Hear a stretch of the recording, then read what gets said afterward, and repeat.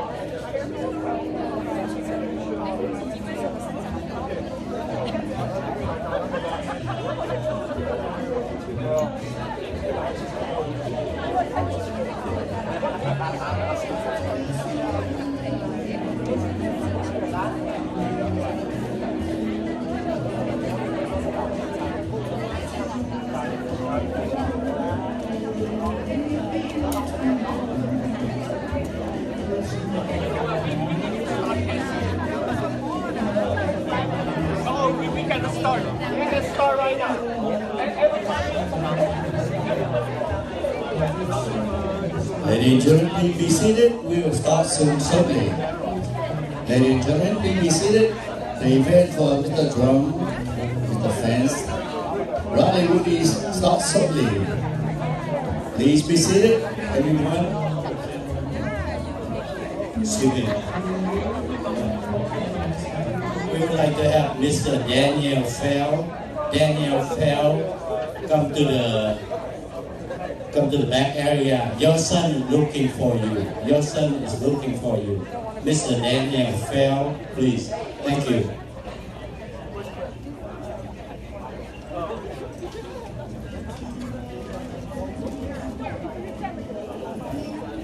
Ladies and gentlemen, no drink and food inside auditorium, please. No drink and food inside the auditorium. Thank you.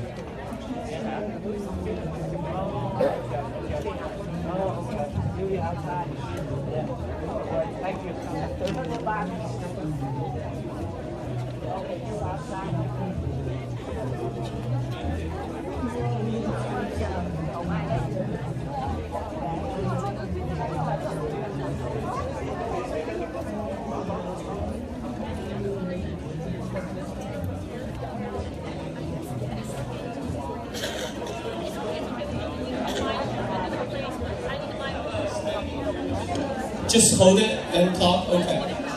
Gotcha. Excellent. We need to get started. Yeah.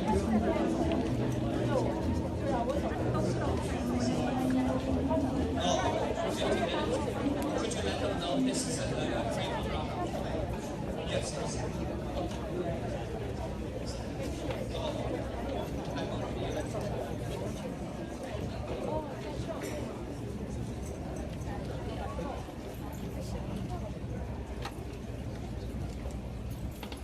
Hello, everyone. Well, it's such a pleasure to have members from different communities in our large Asian community together here to voice out support Mr. Trump and our GOP candidates. Yeah. Okay, so let me first of all, because of time constraint, we're not going to, in the beginning, introduce our distinguished guest right here. So let's just get us started right now. Okay, Pledge of Allegiance, Bill.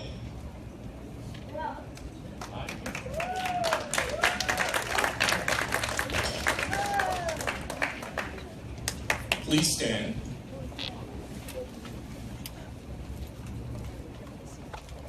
I pledge allegiance to the flag of the United States of America and to the republic for which it stands, one nation, under God, indivisible, with liberty and justice for all.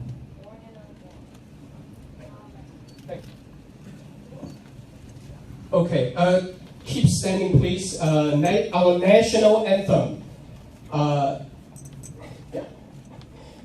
From our Vietnamese community. Yes, could you state your name? I'm Hai Tran from the Vietnamese American community of Virginia, Maryland, and Washington, D.C. From the voice, you know why he's leading the scene. All right, go ahead.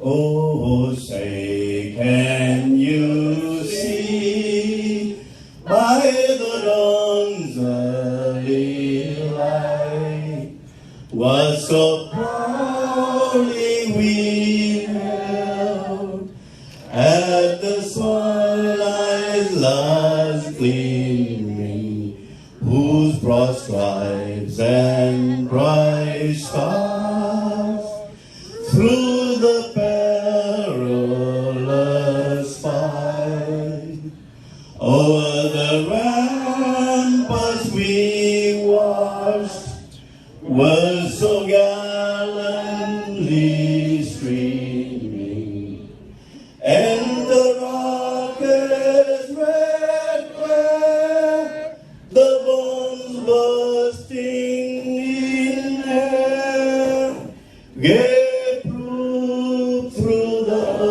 night that a flag was still there. Oh, say does that star-spangled banner yet wave o'er the land of the free and the home of the brave?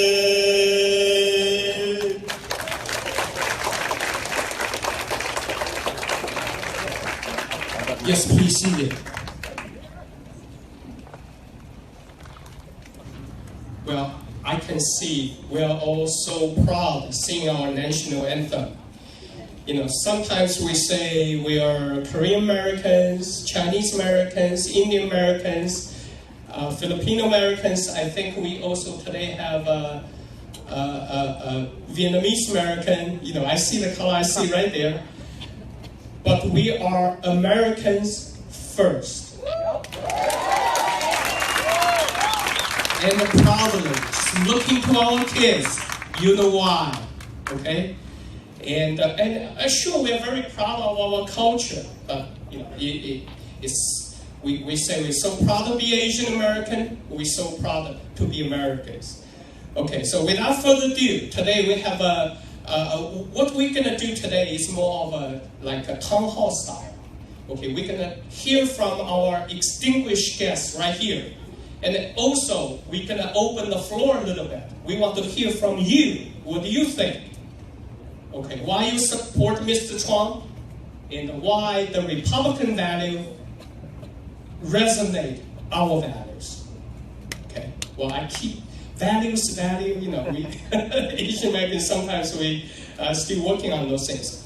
Well, without further ado, we have such a great list here. And let's start with Miss Joanne Chase. She's a Virginia Director of National Diversity Coalition for Trump. Well, you know, I certainly know who you're going to vote for.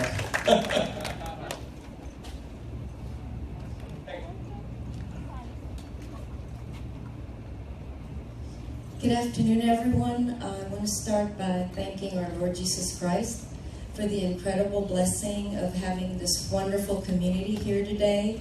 I also want to thank Ann Ho for her incredible efforts and all the other incredible people here and the guests that are here representing Mr. Donald Trump. I am here today, number one, to speak to all of you on behalf of Mr. Donald Trump and the National Diversity Coalition for Trump, which is a national organization that was put together with the very specific intent of representing communities from all over the nation, all under Mr. Donald Trump's Americans. Mr. Donald Trump believes that the values of every single diversity in our nation are his values. He understands that American families want to be safe, want to be able to practice their faith and their religions without being attacked. He understands that we need to put families first and that we all have to work together for one purpose, which is to keep America safe first. Thank you to all for being here. God bless you all, and God bless America. Thank you.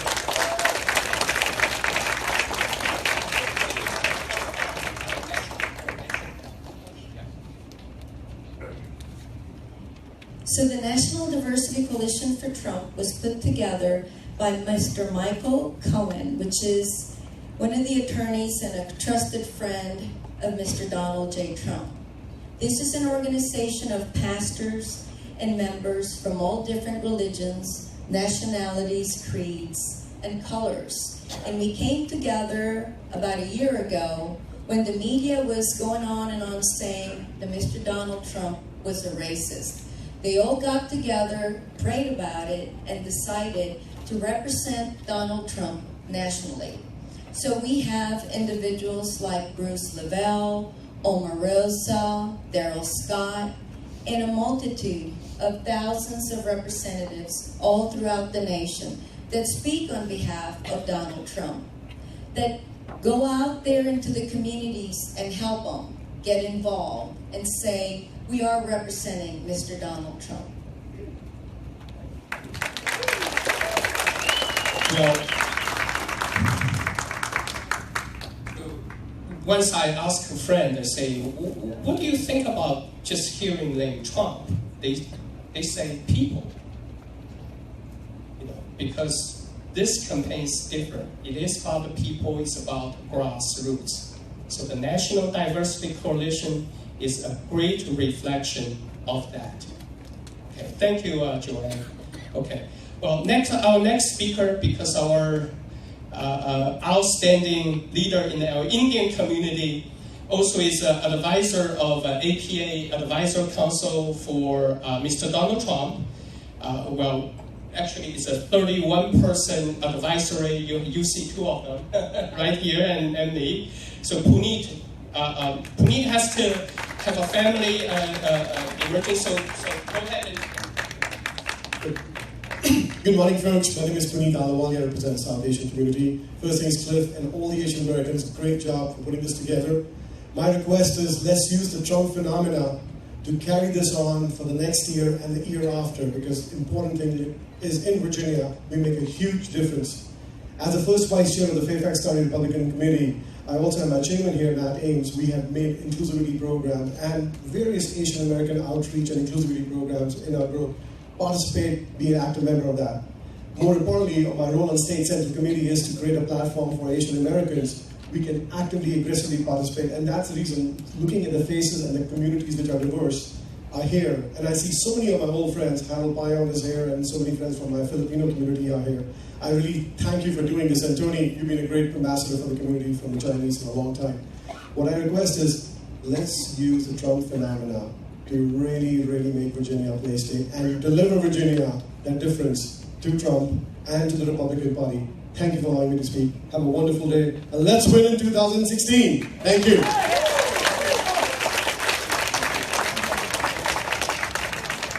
After you listen to Puneet, you're going to ask why this Cliff guy is as MC. Okay. All right.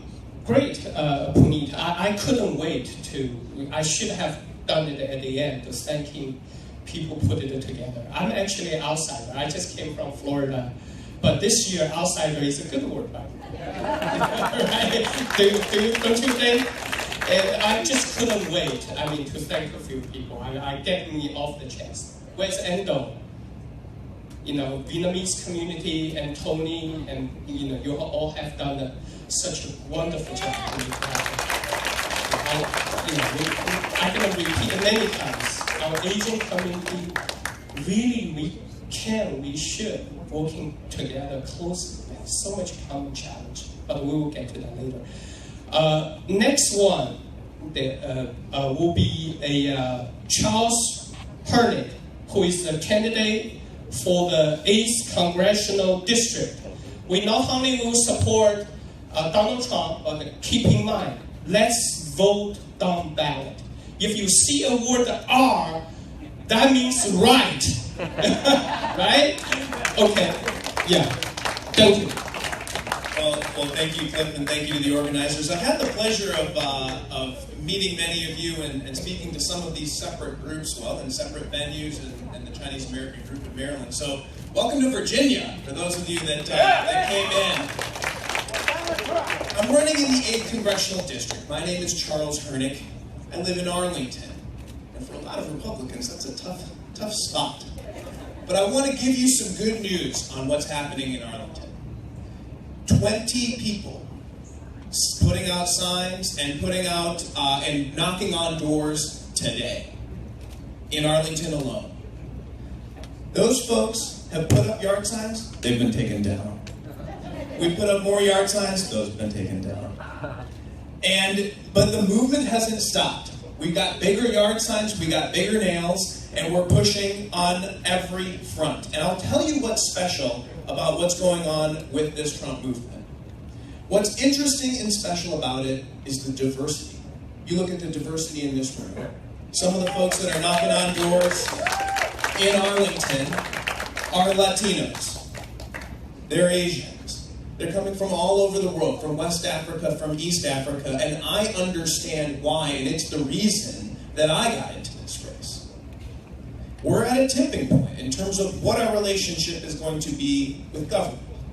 I've worked all around the world as a consultant for U.S. Agency for International Development. My background is in economic growth, ecology.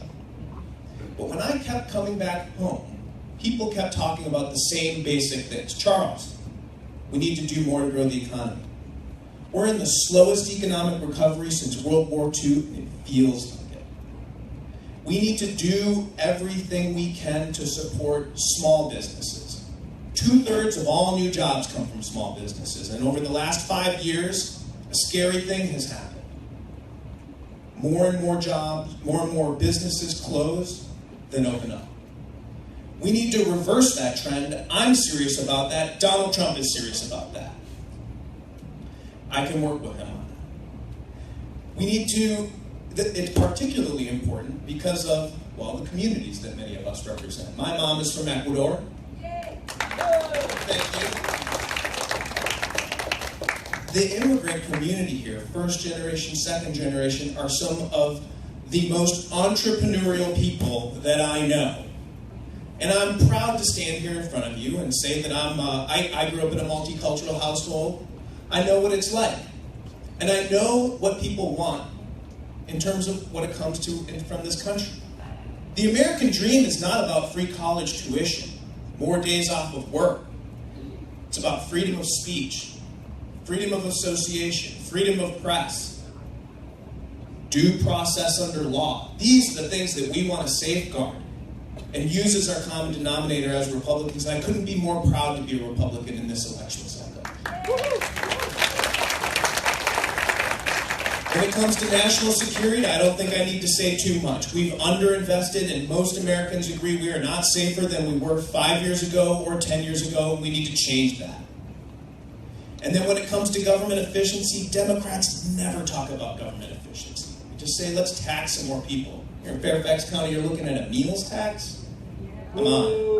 Ooh. I'm focused on creating better conditions for the employee in the federal workforce so that they can be more efficient. Let's reward employees that can find opportunities to cut costs in government. They know better than anybody else. Let's create incentives for innovation, payment for performances. These are the things we need to do so that we can fix Veterans Affairs. These are the things that we need to do so that we can fix Metro. I'm serious about all of these issues in my campaign, and I think that we're onto something good. Thank you very much.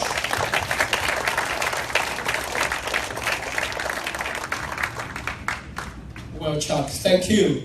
And we have so many great speakers, so I have to. I really enjoy the campaign message, but we have a very short time. Sorry. Come back, Chuck. All right.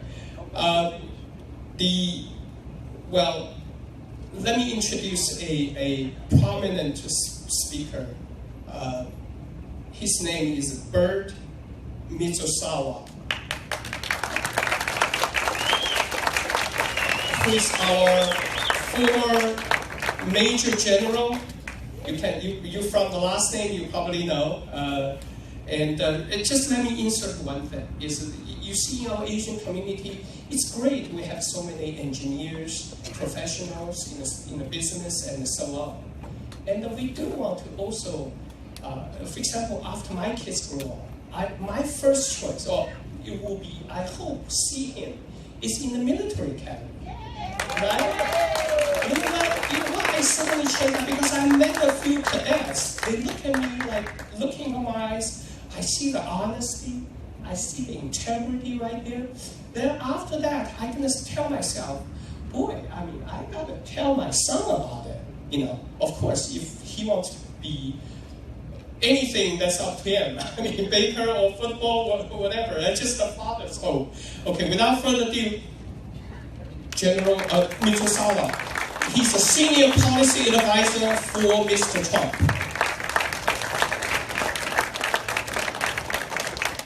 Thank you, Cliff. Appreciate it. And so I'd be remiss if I didn't also add on that if you send your kids to the military academies, it's free. Okay? Very, very fiscally responsible, which is what we're all about. And they also are guaranteed a job afterwards, so keep that in mind. And I'll be available to help you if your children really do want to go. So I'm local here, but I do have a couple of roles that I've had with the campaign. I've been asked to be a surrogate, which means being up front representing the campaign of Mr. Trump as a speaker. I have also worked from inside the campaign where I've helped craft some press releases, particularly in the areas of national security. And about a year ago, I was named by Mr. Trump, along with Dr. Ferris, as one of his foreign policy advisors. And we were publicly announced to the New York Times in March. And let me tell you that the Trump train has been a pretty wild ride since March with all the things that are going on. So I wanted to share some things about the way I see things and some of the advice I've given. Some of it is substantive. I know, given the fact that we have Asian Americans here, you might be interested in some of this foreign policy. In fact, I was published in USA Today 2 days ago, and the title was Trump's Foreign Policy Favors U.S. Taxpayers. And some people fell out of their chairs, not because there was a good article put in there, but because USA Today didn't exactly say many nice things about Mr. Trump. So I'll give credit where credit is due. I think USA Today, along with 100 of its affiliate newspapers, are going to reach out to a broad swath of the electorate. I think as Phil alluded to, I am Asian American, Japanese American, in fact. I was born in Honolulu, Hawaii. When I first met Mr. Trump, I did produce my birth certificate. And for those of you in the media, that was a joke. Make sure you get it right. But I spent years in Japan and serving in South Korea. Actually, a little bit of time in North Korea, but we don't talk about that too much. Afghanistan and Iraq and other countries that we don't particularly associate with Asia, but Asia is a huge continent. And you can talk about Europe, which is a small continent, but there's a lot to Asia. In fact, I helped cover the Asian continent as well as the Pacific when I worked in the U.S. Senate. See that I kind of split up into East Asia, Southeast Asia, and South Asia, and I'm proud to say that today we have representatives that are on the speaking list from all three areas. I am a Virginia now. I grew up in Hampton, from Hampton Roads, as a dependent, Air Force dependent, before I went to West Point, started serving overseas, but I've been based on in McLean for the last few decades. As a national security advisor, I just retired from the military in August, and after over 40 years and 4 combat deployments, I've come to some pretty strong conclusions about the way things aren't working as well as they should. And those combat tours were not only in Iraq and Afghanistan, but some of you might be surprised to know my first and maybe my most intense one was in the Korean DMZ, where some of the activities are still occurring. But I think we have been wasting a lot of dollars, a lot of our taxpayer dollars in U.S. blood for results that are very poor. And I've come to the conclusions that we just need some fresh ways of thinking, some innovative approaches, and some very, very strong leadership. And for that reason, I was drawn to Mr. Trump early on, and I'm honored to be one of his advisors. I have got to spend quality time with him on his airplane and up at Trump Tower and here in Trump International in D.C. And he strikes me as a very, very smart man. He's very down to earth. We've had a meal with him. He favors McDonald's and KFC and some of those other types of meals. So he basically has been asking all the right questions, and he does listen. He does change his mind despite what you might see in the media. But the one thing that really, really impresses me is just his stamina. That man is just going from like 2 or 3 or 4 events a day all around the country, and he's never stopped. And I had the privilege of being at the debate in Las Vegas, and his opponent basically took 9 days of a timeout in order to prepare for, let's say, a 90-minute event. Her part was only 45 minutes. And is that the kind of president we need? Somebody who has to stop everything they're doing in order just to get behind the podium. So, some of us that can speak here, we didn't get much notice either. So we're going to try to throw things together a little bit. But 1 week ago, I was at a rally as the Master of Ceremonies in front of 10,000 people in Virginia Beach. And I had just flown in the previous night from Las Vegas. And I had to be the Master of Ceremonies in Las Vegas. And the crowd that was there represented all the things that you hear about Las Vegas. Sin City, what happens in Vegas stays in Vegas. I'm glad Bob Marshall's laughing. But then I had to fly from Las Vegas, and of course I tailored my message in Las Vegas to that very colorful audience I was facing. But then I had to be the Master of Ceremony for some of our nation's leading evangelicals down at Regent University. So I thought either God or Mr. Trump is testing my versatility. But after watching him perform all around the country, I think it's the very least we could do. Since I am a national security advisor, I'm not on the political side. I'll mention a few tidbits that I picked up along the way. Mr. Trump, he's adamant about how we conduct foreign policy. A lot of it's going to be just being fiscally responsible. But I think his mission number one is going to be to defeat ISIS and to defeat the terrorists that keep attacking us and our allies all around the world. He's going to convene an international conference. He's going to look for moderate reformers in the Middle East, and he knows we need to work closely with some of our Muslim friends all over the world. He wants to get NATO more involved in missions that are more relevant and much more likely, and to get them to up their defense capabilities to do that. He wants to look at innovative ways to cut off funding for terrorist groups, and everybody needs financing in order to operate. And so I'm going to look at different ways we can work with the U.S. Treasury to accomplish that. He wants to do more intel sharing. Some of you may or may not be aware that we really limit who we share our intelligence with. And there's a group of mainly English-speaking or exclusively English-speaking countries that we're doing that with. I think we need to broaden that out to other nations that don't necessarily have English as its primary language, because some of the elements of terrorism go all the way from Morocco to Indonesia and the Philippines and everything in between. He also sees cyber as a new emerging area that we're going to need to, number one, better protect our critical infrastructure. But a lot of the way the terrorists work is just through propaganda and reaching out to people who are vulnerable or easily have their minds changed through social media.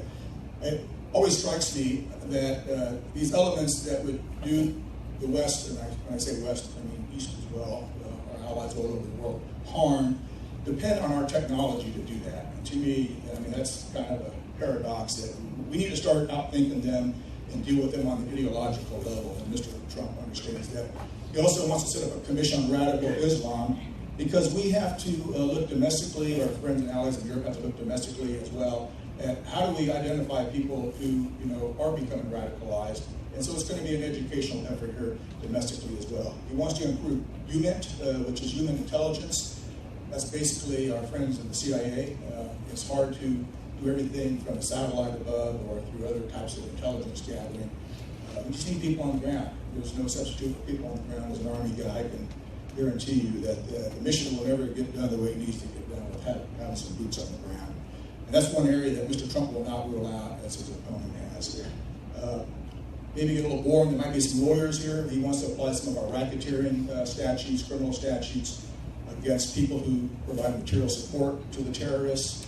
And he wants to treat all the terrorists as enemy combatants and keep Guantanamo open for that end and not give them all the protections of our liberties.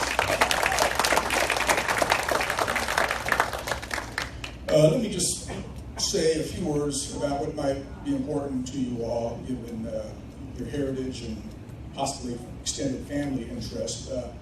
Asia Pacific right now, that's 50%, probably over 50% of the international gross domestic product, and it's increasing. That's becoming a very, very important area.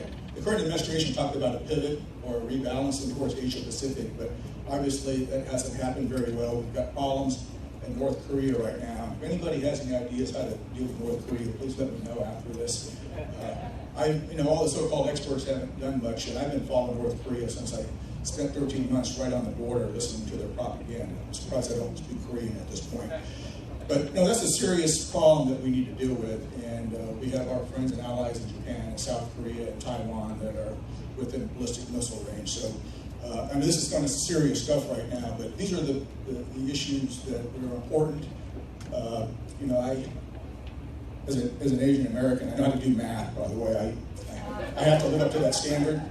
So I looked at the minutes we had, and I looked at the number of speakers, and so I know we didn't have much time, but I did want to talk a little bit about the South China Sea issue, and I know people in this room might have different feelings about it, but we all agree that that area is so important for international commerce, and about 95% of international commerce goes by sea, and that is just a very key area, not only for mainland China, but for all the other partner nations. And the United States has bilateral security agreements with the Philippines and with Australia, New Zealand, Japan, South Korea, Thailand.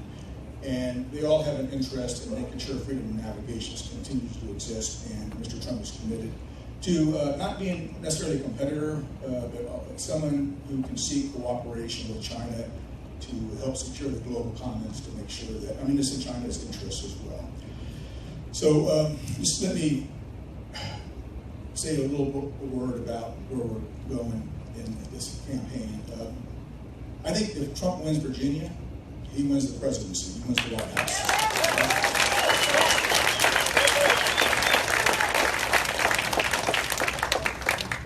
And he doesn't have to win Northern Virginia to do that, by the way. I think he needs to get it to about 40%, and maybe Matt Ames will talk a little bit more about that. And it just so happens that the Asian American community comprises about 19% of Northern Virginia and Fairfax County.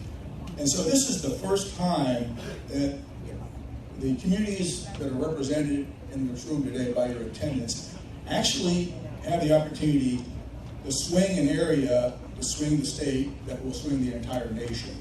And so I assume most of you here, if not all, are already supporting Trump. So he's been doing the media, which is basically the air game. I'm going to ask you to go out and do the ground game in Northern Virginia, because you can definitely make all the difference. Continue to look forward to that.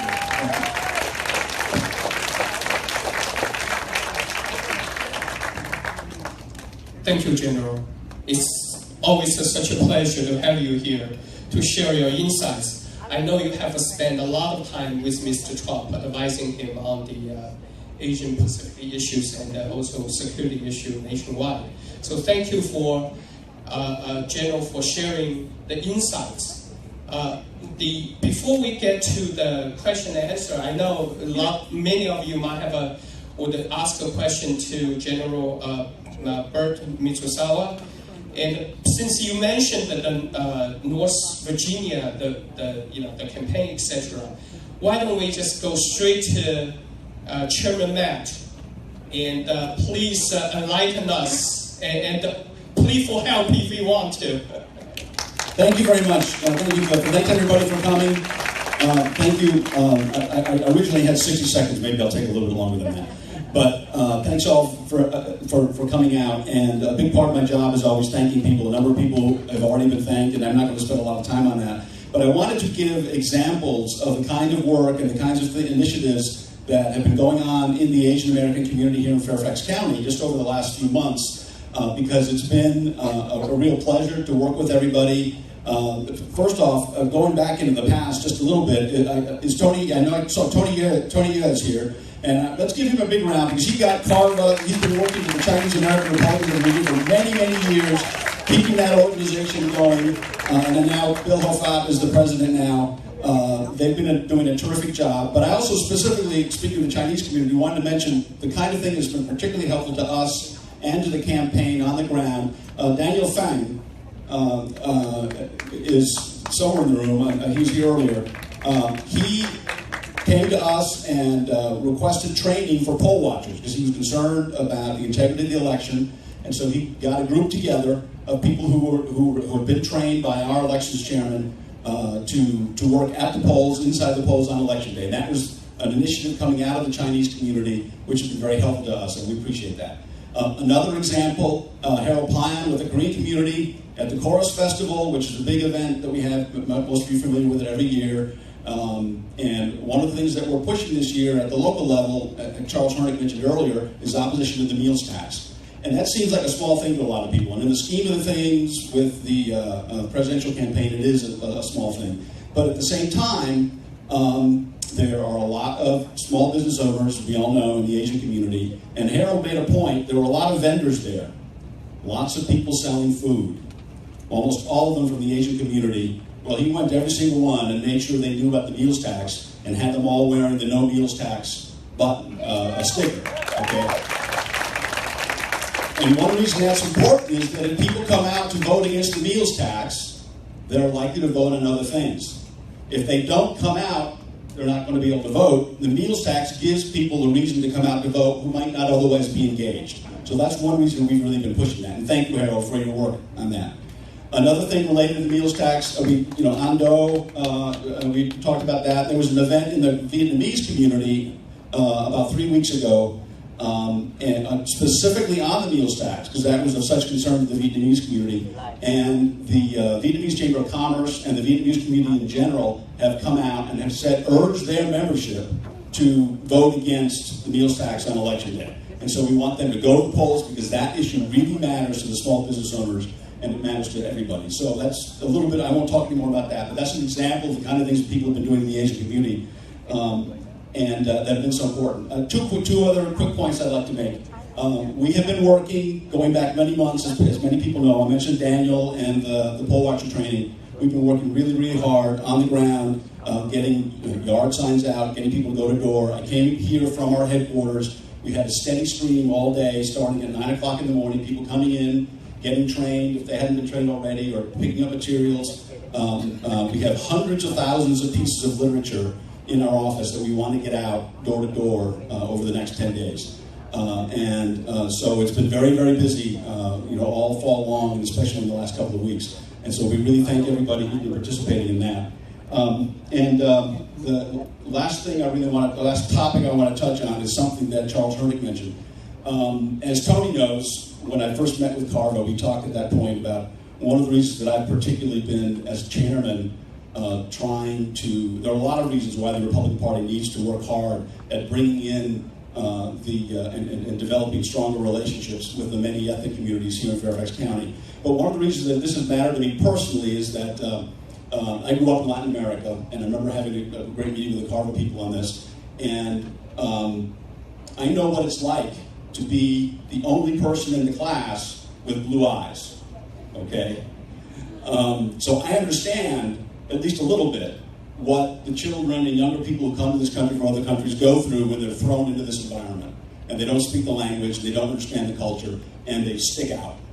And I think when we had that meeting with Carvo, that impressed people, and I felt, I understand what people are going through. And as a party, we have to find ways to make those introductions and improve those relationships. And so I'm very, very sensitive to that, but I want to thank Tony again for his help on that. So that's something that we've been working on. But at the same time, that upbringing in Latin America, and this is something Charles mentioned earlier, emphasized, or it taught me the importance of cultural values and the constitutional system that we have here in this country.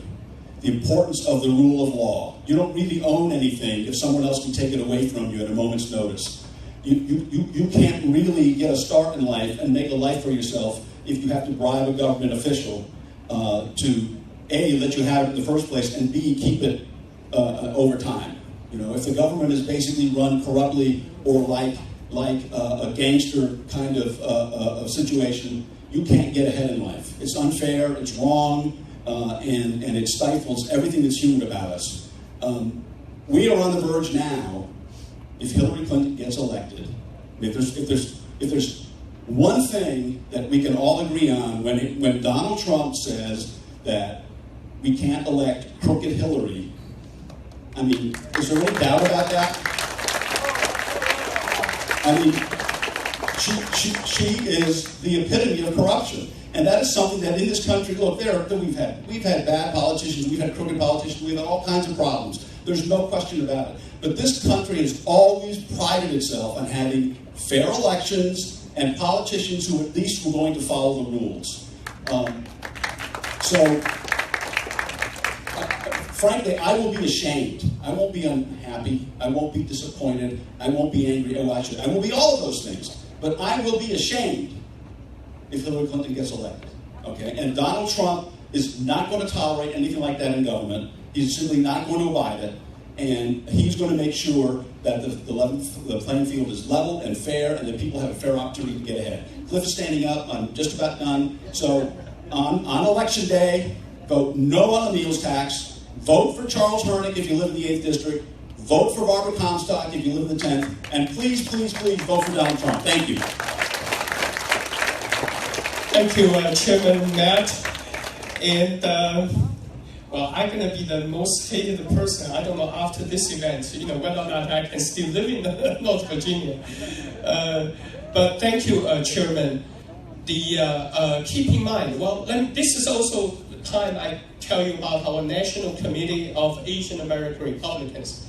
We have 10 chapters, especially we made headway in Florida. I give you an example. In Palm Beach County alone, just in 2 months, we have sent 5 activists to Republican Executive Committee.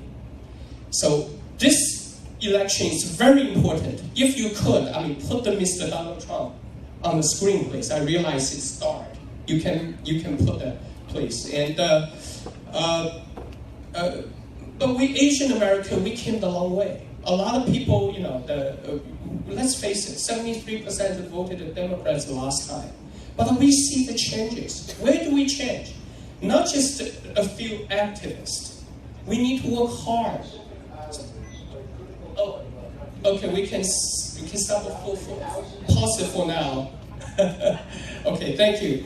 And we need to be there, participate in the party's process, to understand it, go from the grassroots, really build the roots. Okay, that's how our community will be a little bit thinking, meal tax, I thought the Democrats represent us. Not really, right? Okay, sorry. When I have a microphone, I'm just going to go on and on. Well, thank you, Chairman Matt. We're looking forward to send our community to the Republican Executive Committee, be part of the process. Thank you. And, every time if I have a microphone for a few minutes, my wife calls me, I'm called fire extinguisher. The whole thing gonna come down. So we need to fire it up a little bit. And I think the best person to fire it up, I would say in the list, will be somebody called Alice Butler Short. Okay, she's a state director of Virginia Women for Trump.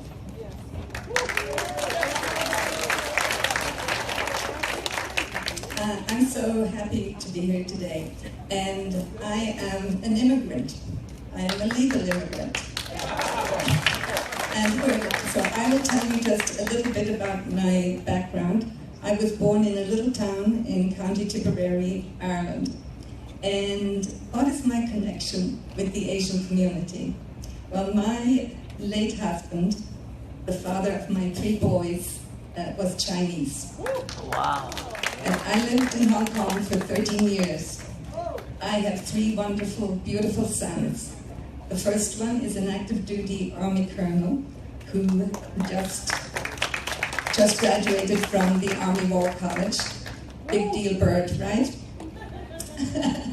And my youngest son is a DEA agent, but he will say, Mom, you're not supposed to tell anyone that. So I won't tell you where he's stationed. And then my middle one is typically Asian, a very successful businessman. So I had two who wanted to serve the country and one who wanted to make a lot of money.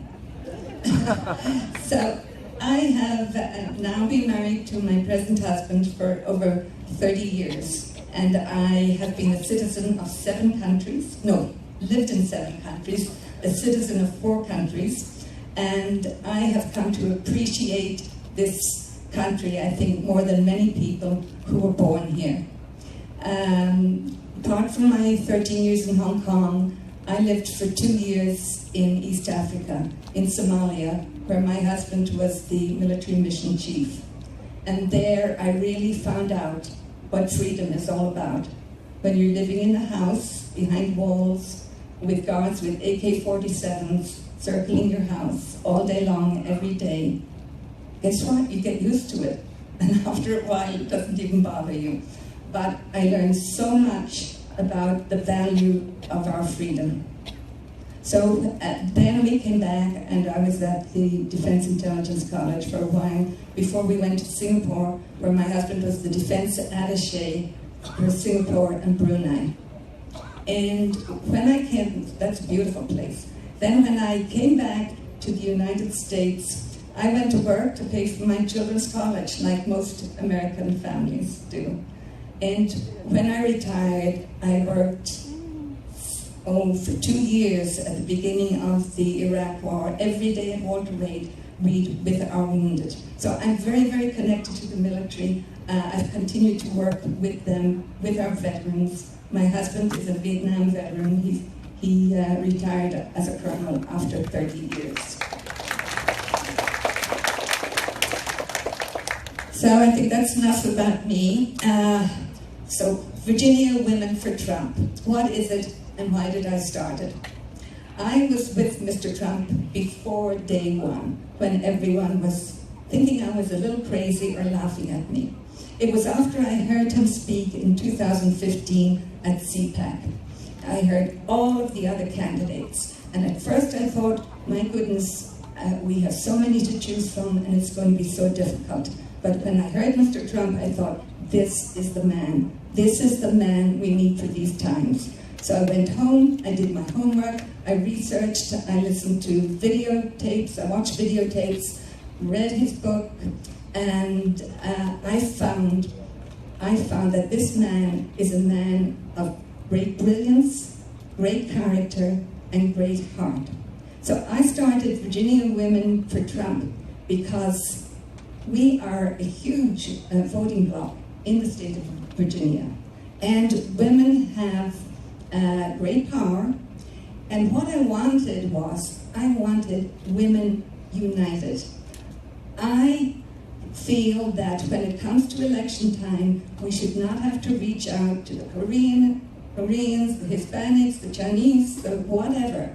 So I wanted to bring all Virginian women, American women, under one umbrella. And that is what I have been doing. So at first, I was traveling all over the state, establishing coalitions of women, and now we have actually become our own movement. Our Facebook page, Virginia Women for Trump, has over 2,000 members, but we are supported by the Virginia Federation of Republican Women, of which I am a member, and every Republican club in the state supports Mr. Trump. My history locally, if you want to know it, you can ask Chairman Matt Ames. I have supported many, many candidates for a long time. What have I done for Mr. Trump that was significant? I think one of the most significant things I did for Mr. Trump was way back at the beginning when delegates were very important, and I managed to get the 9 unbound delegates in American Samoa pledged for Mr. Trump early on. That was really, really something. And I also, through my good friend, Congresswoman Amata Radovac, and I worked with her on that, through her, we got the greatest co-chairman in American Samoa. He was the vice chair of the Republican Committee and had his own talk show. So the 9 American Samoa delegates came to the convention united for Mr. Trump. I think that was a great thing. What are we doing here? Well, I bought the truck, the Donald. You've all seen the Donald, right? Or many of you. And my husband, he's so great. He built it up. And so, as I drive around from place to place, I am giving thousands and thousands of dollars of advertising to Mr. Trump, free. And I must tell you, too, that from day one, I have been working 24/7. I have never received 1 cent. I do not want 1 cent. My heart, I know I'm going long, but I'm like you, I've got to finish this. My heart and soul is in this campaign. My heart and soul has been in this campaign for day one. I am working with my eye on the goal. In spite of whatever comes to me, I will not stop. I will not stop until the 8th of November when victory is announced. I gotta tell them about this. We have here, this is being donated. Okay, you see, it's what we call a voter guide. We have thousands of them. I have distributed 15,000 in the past week. In the middle, we have the issues. We have Hillary, yes, no, no, no, whatever, and Mr. Trump on the other side. This is a great tool to hand to people who are wavering, on the fence, or do not know who they want to vote for. So take these, we have them outside, take as many as you want and spread them all over. Go out there, talk to people, go to vote, bring people to vote with you, and for Virginia Women for Trump will continue after this election working for Mr. Trump. Thank you, Alice. Thank you. Well, Alice, am I still allowing your Virginia Women for Trump event? Well, I look at Alice. Frankly, probably just I see an Asian with a different color. I mean, she lived in Hong Kong for so long. I mean, you must know everything about Hong Kong. Okay, it's a lovely place. Okay, I would like to, before we get a Q&A session, I really like to introduce Mary Ann. She hosted a campaign with Laura Trump. Tell us about it. Thank you. Okay, ni hao ma. Anya Ashamika. Ohio. Dipalek. ¿Cómo está? I'm just here for 30 seconds to tell you that my husband is the general manager of Trump National Golf Club, and I'm here to testify the treatment that we have received as a family here by Mr. Trump. My husband is a world-class general manager that has worked all over the country, and Mr. Trump is a family man, first and foremost. And he treats people with respect, especially women. And all I want to say is, I'm a Democrat, so our adage is vote early and vote often. So go to the polls, elect Donald Trump, and I just want to thank you so much for everything. Thank you. Well, you ought to go to the Trump National. Oh, you just rent a place, or? No, my husband is general manager. General manager is beautiful. I was there several days ago. I didn't want to leave, but they don't allow me there. So it's really great. Oh boy, I mean, we haven't get to the Q&A session. I like the people want a microphone. Okay, so, well, next one is, we heard from Chairman Matt. Now we would like to hear from RPV, Republican Party of Virginia. Here's Jill Cook, who is the secretary of the RPF.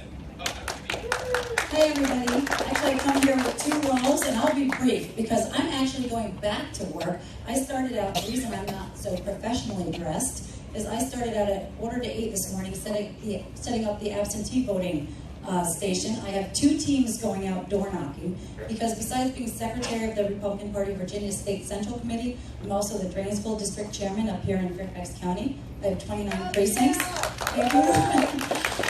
We are working very hard. I want to come up here because we talked about a lot of policy. We all want Donald Trump to win. I'm not going to talk to you about why Donald Trump should be our candidate. I'm talking about what we're doing here and across the state. I can speak for Fairfax County, Chairman Ames, and I can speak for the state.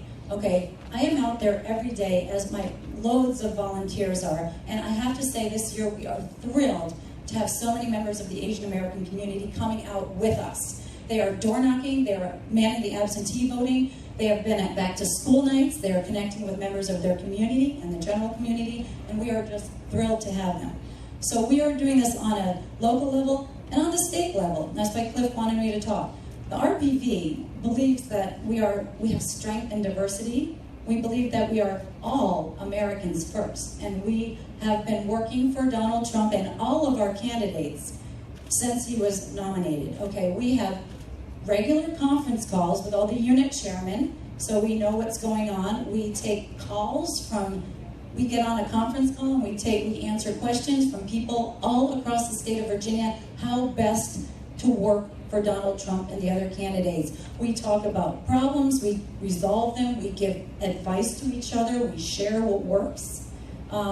We are having poll watcher training online. I have poll watcher training tomorrow. I have, like I said, 2 teams of people out knocking. We're knocking all the time. We've been to farmers markets, we've been to festivals, and this is statewide. I just want to assure you all it's not just Northern Virginia. That's from the State Central Committee. We believe that the reason y'all came to America, and my family did from Italy, half of my family, the other half came in the 1600s from England, but this one was just a few generations ago. Why do we all come here?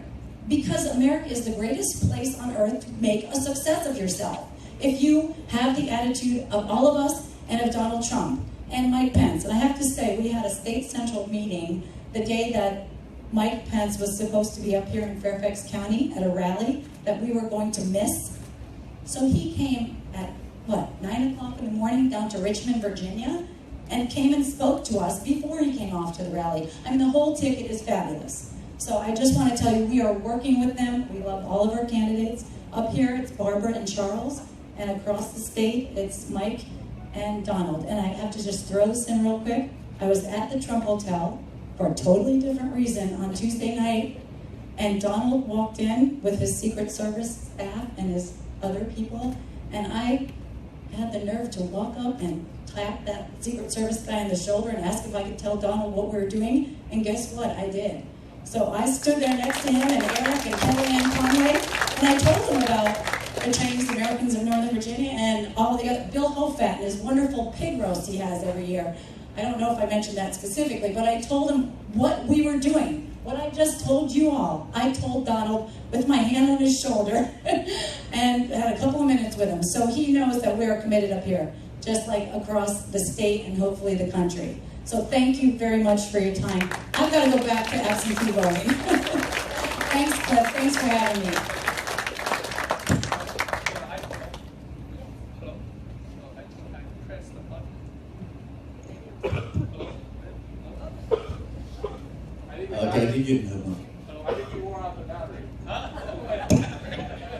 Really? No, I think I pressed something. Oh, Jill, you remember we met in the convention?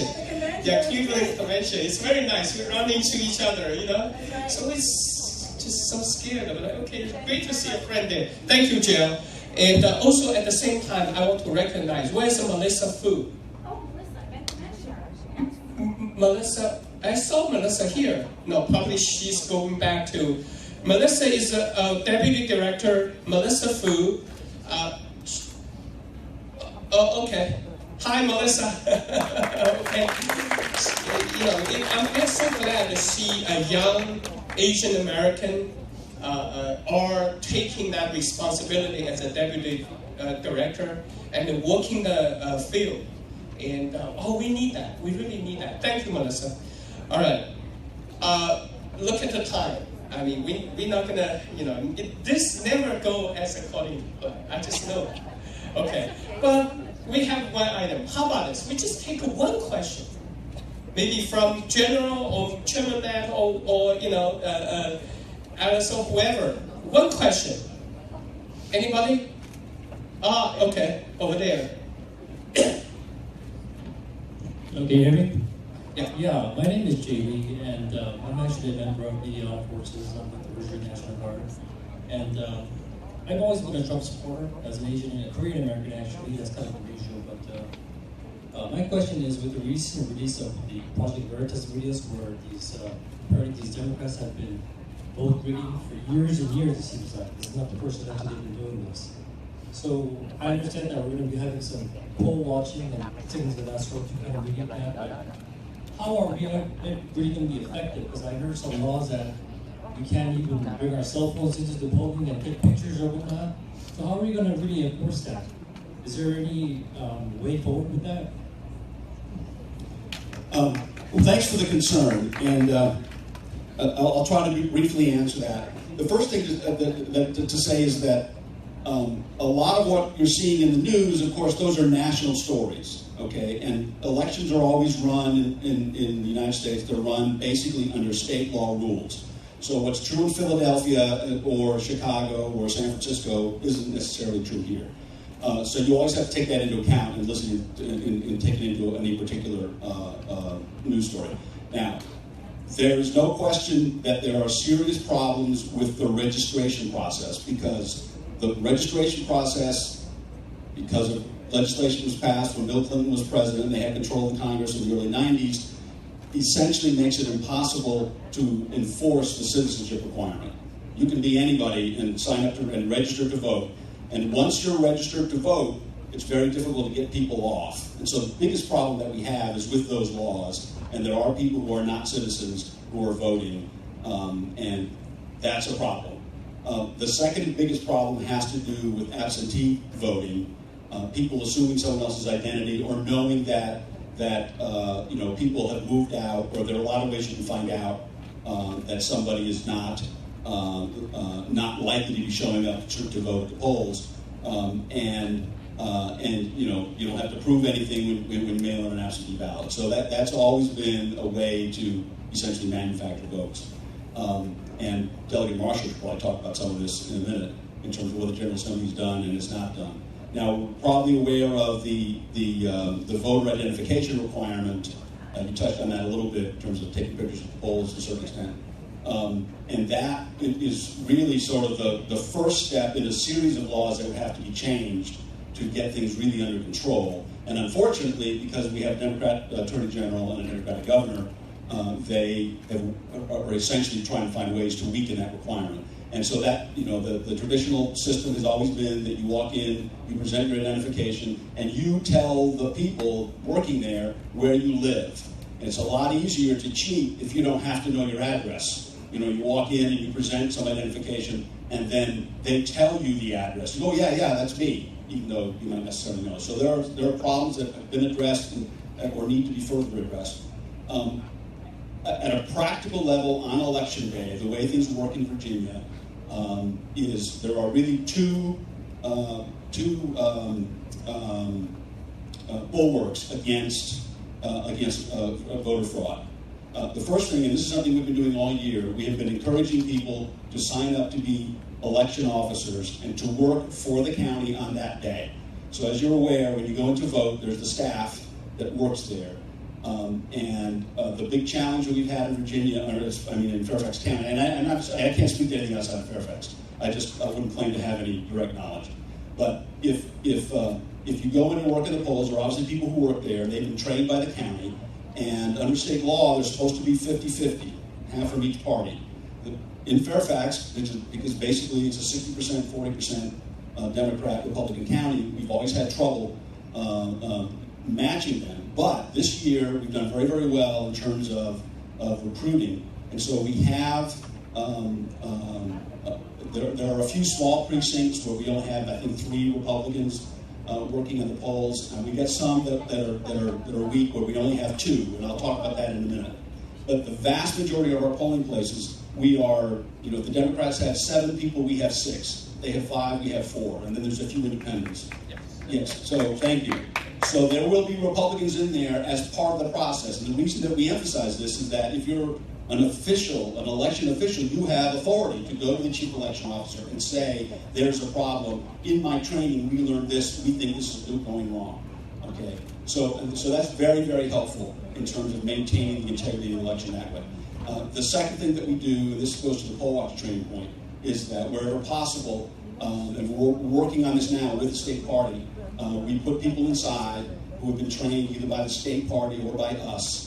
I know, but this is a big concern. Okay, this is something the Trump campaign has been pushing. I know you got other stuff covered, but I want to make sure people understand this. No offense, Cliff, but I get this all the time. And so the poll watchers are there to observe. Okay, now they don't have any legal authority, but where we think we have problems, we're going to place them. So that's what we're doing. So no promises, but we've done, I think, a better job than usual at getting things staffed, and it's a problem we're aware of and we're working on. Thank you. All right, thank you, Matt. That was one answer. My answer is to call up the Virginia National Guard. Wow. Well, General, you're going to put in a missile system aiming at it, or... I know you have a question, so I see several questions here. We just have to move on. We have a wonderful program. Hold on, we see if we have a next question session coming up. We'll be right there. Talk about the legal issue. We happen to have a candidate. A moment ago, I heard the lock her up. I didn't yell because the general was talking. But I'm telling you, it's so important. We will have our Attorney General of the state and the federal level to look into this kind of fraud. So Mr. Chuck Smith is our 2017 candidate for Attorney General. Are you ready to elect Donald Trump? Are you ready to elect Donald Trump? All right, my name is Chuck Smith, and I'm running for Attorney General of Virginia. Let me just tell you, get this out of the way. I'm the former Marine, I'm the retired Navy JAG, I'm the lawyer that's practiced 37 years, I'm the lawyer who's got the son at the Naval Academy, I'm the lawyer who's done a host of other things, been elected chairman, president on the board, or officer of nearly every organization I belong to. Don't let anyone fool you.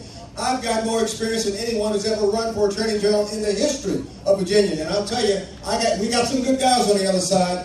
Bell and Adams, they're great, but I've got more experience than both of them combined. But enough about me. We've got to elect Donald Trump. We don't elect Donald Trump, everything pales in comparison. We need the Asian community. We need to reinvest our efforts in the Asian community. We need to reinforce that the Asian community is important. No matter that you're Filipino, Korean, or Chinese, the fact is that you're American, and that's what makes your community strong. We've got to get our country back. We don't need more laws, we need to enforce the laws we've got. We don't need grown men and boys trying to use the girls' bathroom. We need vision. We need people with structure. We need people with character. We need to get this country back. My name is Chuck Smith. I'm in support of Donald Trump, and I'll tell you, I don't care what they say about Donald Trump at this point. They can come back and say Donald Trump is black. I'm voting for Donald Trump. God bless you. God save America. Thank you. I'm telling you, Donald Trump is black, is Latino, is Asian, and is white. And others. You know, sometimes you have to take others. Okay. So, well, this is probably the right time, DJ, to play the Donald Trump's message to Asian American community. Take a look. This is, he played just in Las Vegas. We had an APA Advisory Council meeting. So Donald Trump made this for us. Take a look.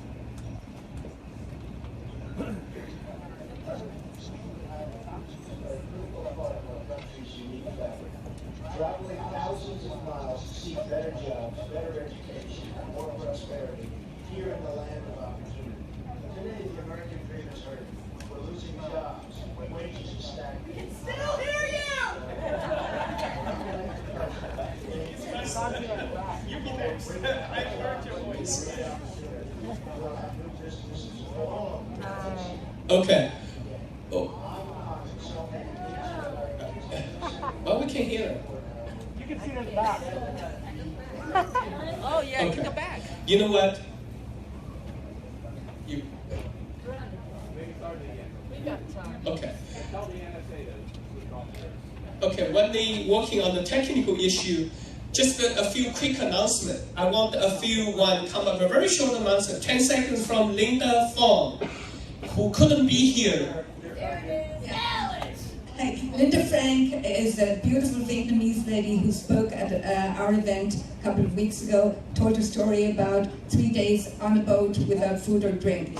She was to share here today, but 5 of her children were in an accident and one of them broke her arm, so she can't be here. She said that as she prayed this morning, she got this message for us. Careful about 3 Ds of destruction. Distractions, discouragement, doubt.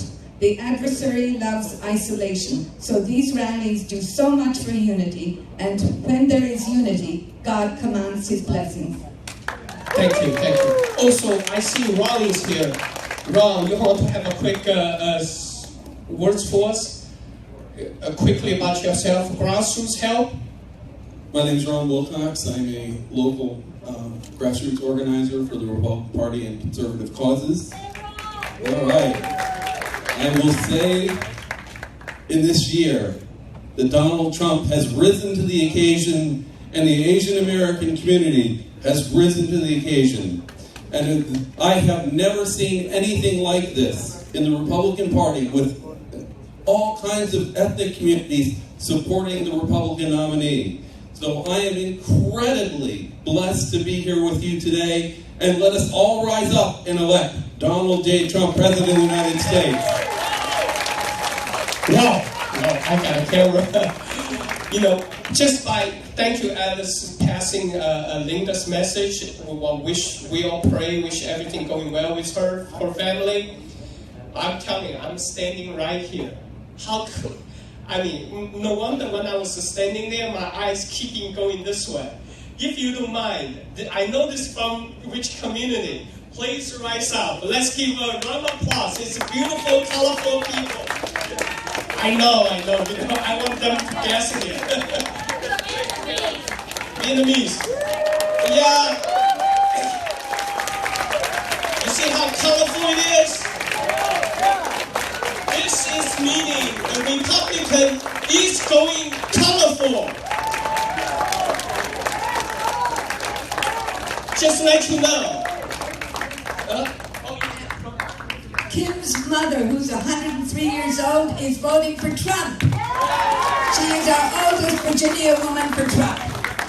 Yeah, my mother, 103 years old. Last time she was with the Eden. I'm sorry she cannot come today, but she will go to vote herself. And lots of friends, I will take some friends too. My mother, she's also 95. She was there with Lara Trump in the Eden Center, and she said to the newspaper, she's voting for Trump.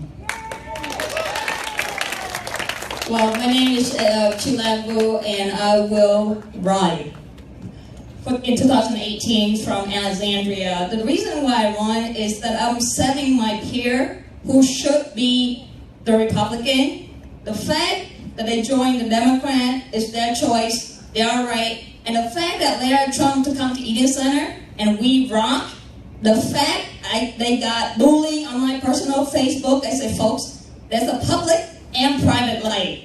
And I respect your choice, so please do the same. 50-50. All right, we vote for Trump, and Lara said, Trump change. 2-2. Trump we must win. We must win. We must win. We must win for Trump. Trump. Tell them what your mom calls Hillary. Tell them what your mom calls Hillary. Evil face. Evil face. Her mom is 103 years old. I secretly wish he's here. Yeah, but we'll be next time. You know, in our Asian culture, it's so, our parents getting there, you know, we listen so much to our parents. You know, it was wonderful meeting her mother that day. You know, thank you. Well, I know that Dr. Willard, I know you have to leave like a 3, but before you get on the podium, you know what? Let's go round of Trump. Okay. All right. Well, I know that if I remember, Dr. Walid Farrell. Okay, who is the senior policy advisor for Mr. Donald Trump. So please, we will listen to your experience. Thank you, Cliff. Thank you, everybody. I'm foreign policy advisor. There are other senior foreign policy or policy advisors. I'm not going to be long. I am just want to express my feelings here, being with you, with the Asian Americans from all these communities. It's a pleasure. It's an honor. I'm very pleased to be with my colleague, who's a national defense and national security advisor. I'm pleased to be with the politicians here, and I would strongly urge you to vote not just for a President Trump, but for all the people on that list. We want the House, we want the Senate, we want the local authorities and state, so please be diligent in that. I'm not going to be long because most of the points I want to cover have been covered. What I'm going to say is that I'm standing here in front of you as a 26 years old American. I look older. I came here 26 years ago, and I am also a 14 years old Virginian. I live in Vienna, Virginia, and I'm going to be voting on November the 8th. Basically, the importance of having a coalition of Asian Americans is because we have so many other coalitions, including Middle East Americans, including Indian Americans, although they are part of the Asian American, but we have also Hispanics, we have African Americans, we have all sorts of ethnicities. This is a representation of the extreme diversity that Mr. Trump is representing. So 2 points very quickly. You are needed on November 8th and even before to vote. But you will be needed as Asian Americans, Japanese, Koreans, Chinese, Taiwanese, Filipinos, Thai, Indian, Sri Lankans, and I could go on for Vietnamese, of course. Even Mongolians, I have students from Mongolia who are now going to be able to vote. You will be helping the next administration in, first of all, making sure that Americans are behind the project, and this is why we have chosen Mr. Trump, because he can mobilize people. That's the difference. President Barack Obama was issuing executive orders and decrees without going to the Congress. We need to have a majority in Congress, but we need to have this popular majority with us to move forward. It's not going to be easy, but you will help us as well. Your communities and other communities will help us in having a better look at the world. Mr. Trump will not abandon allies in Asia. He will do everything he can with your help as advisors, because communities can advise us and should advise us through Congress and also through the executive branch to do better policies in that area. And lastly, you are needed also for our defense, for our homeland security. All communities are involved in making sure that we have a real vetting. And the vetting is not just going to be by agencies, but by communities, by having civil societies, educating the young people that the course is towards freedom and democracy and prosperity. So, having said all of that, I'd just like to express to you how happy I am here with you and how happier I will be on November 9 when we'll have Donald J. Trump as President of the United States. Thank you.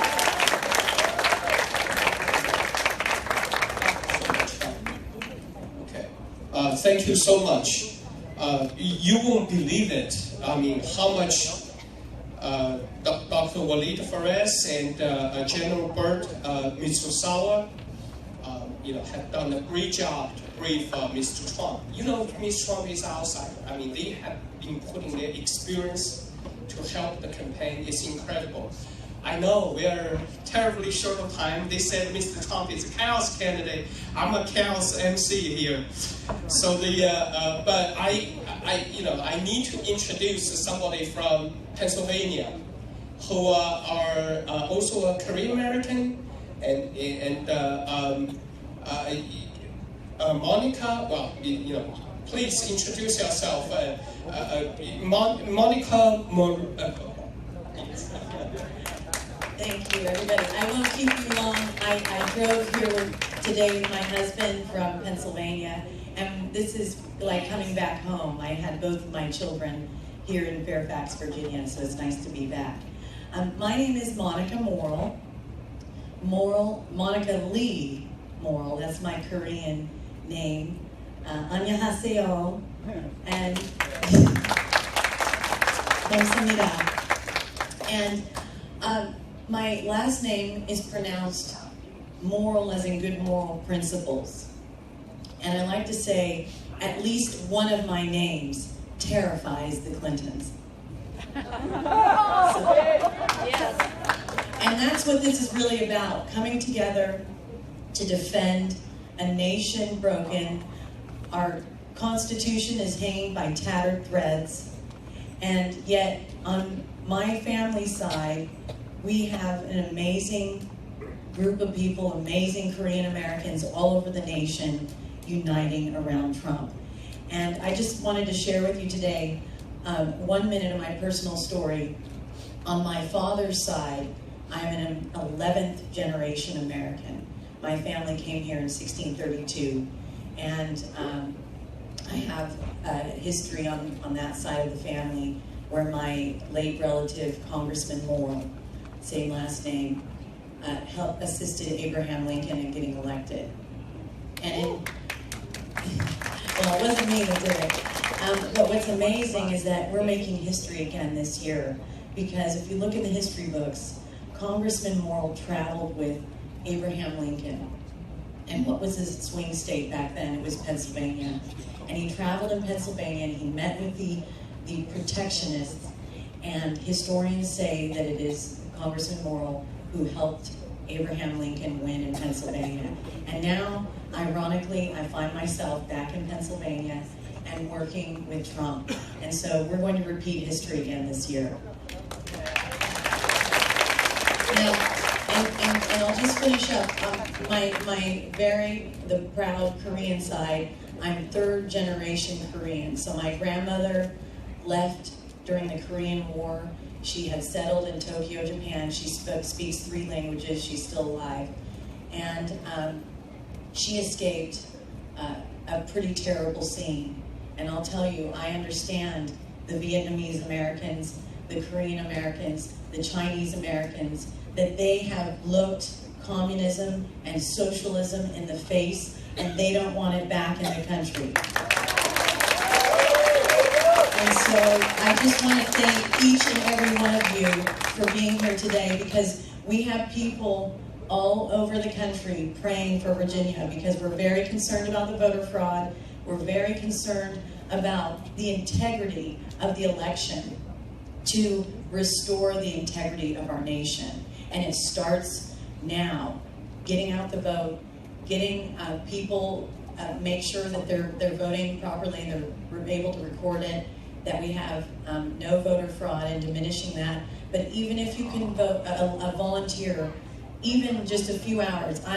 My husband and I are volunteering the whole day in Philadelphia. We're entering serious enemy territory. And they're estimating, by the estimates, at least 300,000 votes are stolen in Virginia every election. And this is over the past few decades. So we are very concerned about it. And if you can vote absentee or vote early and then volunteer at a poll where it's needed, a hot spot, we'll call it, hey, I think anybody trying to attempt to commit voter fraud is going to make sure that they are getting theirs. They're going to watch what they've done when they crossed an Asian American. So anyway, thank you very much for being here today, and vote Trump all the way from sea to shining sea. We're going to take this nation back with your help. Thank you, Monica. I know, Monica, we met each other before. Were you also an advisor in the APA Advisory Council, or you said, okay, thank you. Now we have 3 out of 31 here today. Okay, thank you. I don't know if Monica was properly introduced. Could you just speak, just quickly the background? Well, Monica and I are just very good friends. She and her husband and children have stayed at my house, and you know, when I meet people, I take them at face value, and I really don't ask them who they are, what they work at, or what they do. I know the background, which she has just told me, and that's about it. But I can tell you that she is a great American, and she is a great friend, and she's a very prayerful woman. So we speak a lot, and she upholds me, because this time is very difficult in many ways for many of us. Thank you, Alice. And thank you, Monica. I mean, Virginia is important, Pennsylvania is important too. So thank you for the hard work there. Well, talk about the Korean community. Now, let's have our champion and leader in our Korean community, Mrs. Sue Wilson. 안녕하세요. 한국 사람이에요. I know all of you, some of them that I met and worked with a very long time. I've been a Virginia resident for 32 years, and now I'm grandmother of 4 children. So I'm a Virginian, and I'm an American, and I'm a Korean American, and I'm an Asian American. But basically, I am American. So everybody said lots of things for us to get motivated, to get your neighbors, get your relatives, your 103-year-old mother, many senior citizens. I'm thinking for absent people, early voting this week, next week. I just want to let you know that I love TV, but I have not seen TV for 8 years, and you know why. So please let me watch TV again. And also being a Korean Asian woman, American women, I love money, plus the gold and the jewelry. And so let's have a small business make more money. Vote no on meal and food tax. We are great cooks. We Vietnamese restaurants and delis and Korean restaurant and deli, all these carry-out food is going to be taxed. And they say it's going to go on education, but it's not true.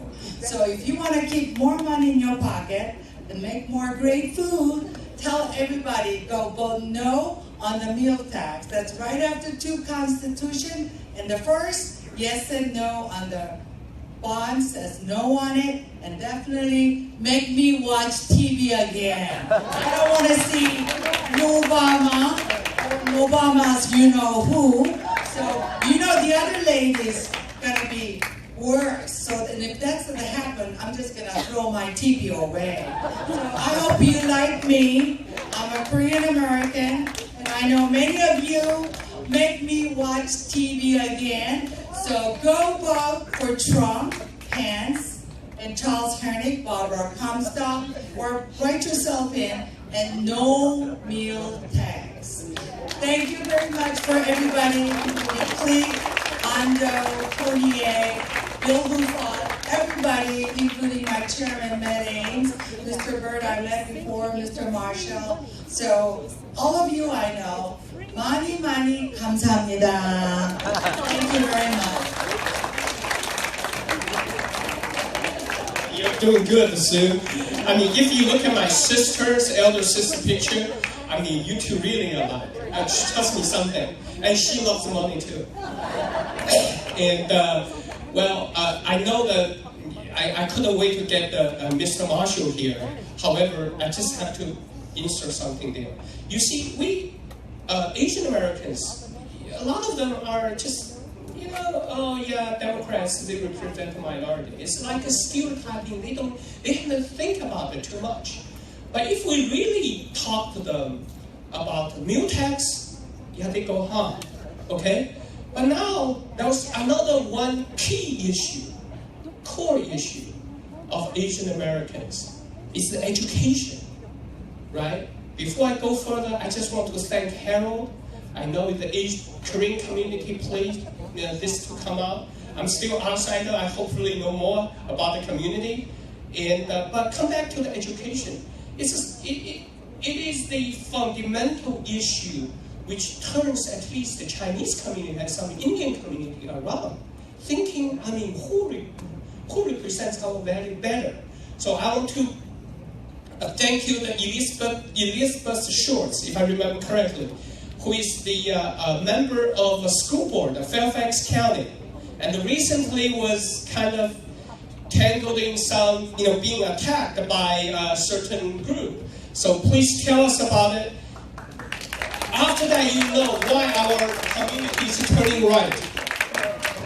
First of all, I want to tell Sue, I haven't bought a White House ornament in 8 years. I'd really like to buy a White House ornament again. So, listen, I just want to say, I'm so glad that education finally came up, because we heard from the general about national security, we heard about voter fraud, we heard about the multiculturalism of coming together for Mr. Trump, and there are 3 things that come together under one title that this election is about, and it's opportunity. Opportunity is going to disappear for our children and our grandchildren in this election for I don't know how long, because of 3 things. Liberty, which is at risk under corruption. Corruption takes and washes liberty away from every individual, every business owner, every community, every family, if the underlying fabric of what we live under is corrupt. The second is freedom. if anybody was paying attention, there was a big news day yesterday. Emails, emails, emails. But there was another very big story yesterday that you may not be aware of. The Supreme Court of the United States is going to take up the case of a Virginia school board, not my school board, but a Virginia school board on the issue of transgenderism. This case started in Fairfax County. We're in ground zero where the issue of your right, not just for education and opportunity, but your religious liberty is at risk because they will prioritize, and have said they will prioritize, the rights of some individuals over religious liberty. So if your freedom is at risk, and we understand that the Supreme Court is going to make a decision on this case, where we started in Fairfax County 16 months ago, within a matter of months, the Supreme Court could decide that every school, every community, in every city, in every state across the country no longer has the right to govern. That is tyranny. You're going to vote for tyranny if you don't vote for Donald Trump. That's the erasure of freedom. And then the last thing that I have here is the opportunity that education provides in terms of fiscal freedom.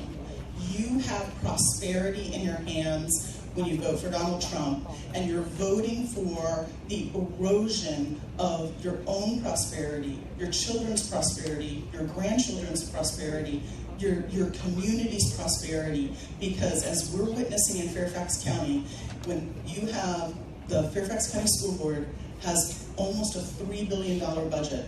That is larger than the gross domestic product of almost 100 nations on earth. And it's still not enough. They still say, in order to provide for you, you have to give us more of your money so we can tell you what we're going to teach your children, and we're going to stiff-arm you and keep you away from your children. And your right as a parent, as the primary educator of your own children, your own destiny is being eroded. Opportunity is going to be taken away in the form of liberty, in the form of freedom, and the form of prosperity if we don't elect Donald Trump on November 8th. I'm asking, please, do whatever you can. Thank you, Elizabeth. And I mean, are you incredible? I sometimes I feel there's we really need some common sense in this country. I mean, we need the money in education to get everybody up, getting them up instead of even out all at the bottom, right? And we try to spend so much money just to build a bathroom for a special group. So, you know, but thank you, Elizabeth, for your great fight here. Well, next is that we have a great guest. We talk about experience right there. Mr. Bob Marshall, Virginia State Delegate, 13th Congressional District. Thank you.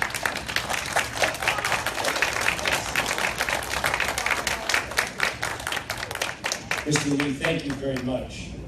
I just want to say something. I know General Mitsusawa talked about going to Las Vegas. Some things stay there. Well, he had enough sense about him to keep his shirt. He's back here, so I'm glad he survived that. But if you saw the news yesterday, you know why Hillary wants early voting. Yeah. She didn't want this information to come out to discourage anybody. I looked at the Drudge report. There's a tape from 2006, and there's an individual named Eli Chomsky. He taped Mrs. Hillary at an interview with Jewish press representatives in New York when she was up for election. This is what she stated. She said, "I do not think we should have pushed for an election in the Palestinian territories. I think that was a big mistake." Here's the real kicker. "And if we were going to push for an election, then we should have made sure that we did something to determine who was going to win." Now that shocked Mr. Chomsky, that she would try to infiltrate and turn around an election in a foreign territory. If she is so callous about that, what will she and her operatives do here? You have to be on the lookout, and we have to overachieve to make sure we will win. You saw where James O'Keefe taped an individual talking about cheating in elections. This individual had gone to the White House more than 300 times. And who was accused of violence? The Trump people. Who in fact was inciting it? Individuals connected to the Democrat National Committee. This election is critical. Mr. Obama has done things by executive order, and Hillary will follow suit. He has now decided that women should serve in combat positions. I don't think that's prudent. Not the way he's doing it. This isn't a nurse and someone who's in a field of fire. This is a different position. He talks about defending this country. We are now funding, the Pentagon, according to the Associated Press and Los Angeles Times, is funding one group of rebels who are supporting President Hafez Assad in Syria. And the CIA is supporting another group of rebels, al-Nusra, Al-Qaeda, who bombed the Pentagon. This is a contradiction. This is madness. This is not a sane defense policy. She wants to change your religion if you think that an unborn child has a right to life. Donald Trump is the only presidential nominee that I ever heard, and I can remember this going back to Reagan and before, who's announced that he will appoint judges that are vetted by a reputable organization, a Federalist Society, who respect the Constitution and throw Roe versus Wade back to the states, where it should never have left. Hillary Clinton will vet her judges to make sure that there's a very attenuated Second Amendment. She has stated at a public meeting that she supports the, quote, Australian buyback program. You know what that was? It wasn't a buyback program. That was you will sell your semi-automatic rifles to the Australian government, or handguns, or you'll suffer some serious consequences, criminal consequences. In Australia, it's illegal to own a firearm for the purpose of defending your life. We cannot let that happen here. I have been going out door to door twice this week. Let me give you some responses. One day we went in Sunday Precinct to about 50 houses, and I didn't know what the response that I was going to get. And I carried 2 flyers, one for Mr. Trump and Pence and the other for Congressman Whitmer. And I walked to the door. Now, the list I chose were people who voted in 2015, which means there were Democrats, Republicans, Independents, Vegetarians, Socialists, you name it. Everybody was there.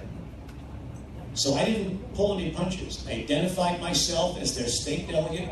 I said, I hope you vote for Mr. Whitman. I worked with him in the General Assembly, and Mr. Trump and Pence. Nobody bit my head off. Nobody said they weren't voting for me. The response, that was about 50 houses with me and another friend, 7 for Trump, 5 for Clinton, 12 pleasant but were undecided. There was about 50 homes. We didn't do any signs. That's an area where there weren't a lot of people home. Now we went yesterday to 121 homes. And again, we went to people who voted in 2015, which means they voted for a state delegate, a state senator, or a member of the Board of Supervisors. This was the response. Same pitch. I'm your state delegate. I'd like you to vote for Congressman Whitman, Donald Trump, Governor Pence. Then I waited for the response. We counted 48 people for Whitman, 44 for Trump, and a trail off is not unusual in those kind of elections. I routinely get more votes than the governor. 4 wouldn't vote for the president at all. How many of you think voted for Hillary? Do you have any numbers? 5. I was shocked. There were 19 people who would not commit. So it was the Hillary people who were embarrassed to acknowledge that they were voting for Hillary, not the Trump people. Well, we delivered 13 signs, so I was very pleased about that. We need to make sure that we get out in this election, because working a couple hours a week, my wife is making phone calls on something called, what is it, Trump Call? Trump Talk, okay. Or go door to door. Working 2 to 3 hours a week is much easier on your lifestyle and your family than what you may have to face if Hillary gets in. Why do I say that? If you saw the last debate, and the general did, she was asked a couple of questions about a no-fly zone in Syria. And she is for this no-fly zone. Interestingly, Obama is not, and Mr. Trump has problems with it as well. She danced around this answer. She didn't really give an answer. And she was pressed again, what would a President Hillary Clinton do if the Russians violated a no-fly zone? She didn't answer the question, but she wants one. Now, why is that a problem? The Joint Chiefs of Staff, General, and the Secretary of Defense were before the Foreign Relations Committee in the Senate. In the House, they have affairs. In the Senate, they have relations. That's what they call it. So, foreign affairs, foreign relations. Senator asked the question. Senator from Mississippi said, what do you think of the no-fly zone? Secretary of Defense deferred to the head of the Joint Chiefs of Staff. Was it General Dunbar? Is that his name? No, right, Dunford. And he kind of talked the question, and he answered, if you want a no-fly zone where only American planes fly, that means war with Syria and Russia. You could have heard a pin drop after that. So I'm saying it's much easier for you to do the work now than have to buy a bomb shelter later. This is life and death right here.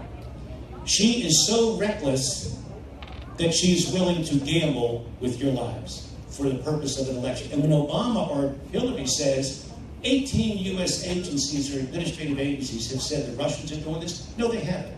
If you look at National Review Online, they identified only 2 sub-agencies who said there may be Russian influence. But you notice what's not being said?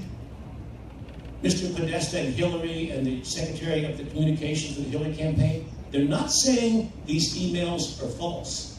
They're trying to distract you with saying it just comes from these crazy Bolsheviks.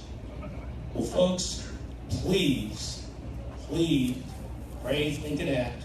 Go out and knock on some doors, make some calls, talk to your friends at church. Everybody here has an email list. You have got to email blast everybody and tell your friends why you are voting for Donald Trump and Mr. Pence. In your words, not my words, not even Mr. Trump's words, but your words, because they mean the most to your friends, what you think. You have to do this to protect America. If you don't do this, you're gambling. You're going to Las Vegas and risking your future, your family, your lives, your liberty. You cannot do this. We are facing attacks that are unprecedented in the United States. We're going to end up like Eastern Europe, where you could not hold a law degree, a medical degree, or a teaching profession unless you pledge loyalty to the Communist Party. You're going to have to pledge loyalty to a group of secular progressives here that have nothing to do with the real Constitution. And remember, if this election is only about one thing, who supports constitutional conservatives with the Supreme Court, and who supports, quote, progressives? Remember, the Supreme Court, according to the Library of Congress, has reversed itself 236 times on points of the Constitution. Folks, I don't know what you think, that's like a weather vane. That's not a group that tells me that I've got a lot of confidence in them. So we need people who are grounded in the law, who are grounded in moral principles, and who are grounded in the tradition of this country, not some idea that they want to push. Remember, liberals do not, leftists, progressives do not need authority for anything they're doing. They don't refer to the Constitution for what they want to do. They don't find a statute. They are their own authority. We cannot allow people like this to get power. I'll pray for them, but I don't want them in power. It's up to you. Please do that. Thank you very much. Thank you so much, Bob.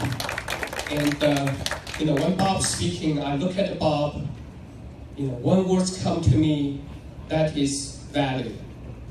Okay, I'm a Republican because I believe in that value. Family, working hard, personal responsibility, self-reliance. However, nowadays, unfortunately, I just see the whole country. If Hillary is getting elected, you're going to see the country to keep going that way, left and the left. You know, everything is political correctness. There's no right or wrong. Okay, so in that, we have a guest, Bill Cook. Reverend, is he here? He probably didn't get here today. Bill Cook? Okay. All right. So before our community start to speak a little bit about our community from Vietnamese, Filipino community, Chinese community, and so on, I would like to introduce you somebody from African American community. Okay. We both are AA, Asian American, African American. Well, we're all Americans, so please introduce yourself. Good afternoon. My name is Dolores Reyes, and I'm so glad to be here today. I have been asked to give a 30-minute little conversation. 30 minutes. Is that 30 seconds? Oh my God. 30 minutes, I'll be up here all day. Okay. I want to say this. My dear friends, today I have a spring in my step and a hop in my walk. Finally, that biased media that is trying to bring down Donald Trump can no longer hide the truth from the American people. Hillary is being called out by the FBI for her lies, deception, swindle, pay to play, and attempt to sell our country down the drain. Crooked Hillary, corrupt Clinton Foundation took over $100 million from Russia in exchange for approving the U.S. uranium and selling our uranium, 1/3 of our uranium, to Russia. Lock her up. Hillary lied about the email servers when subpoenaed by the FBI to hand over all the servers' content. Hillary destroyed 30,000 emails, had her staff chop and hack computers, lock her up, and used a computer program called Bleach It to intentionally wipe out all traces of her emails and methods she used to sell us down the drain. Lock her up. Okay? All right.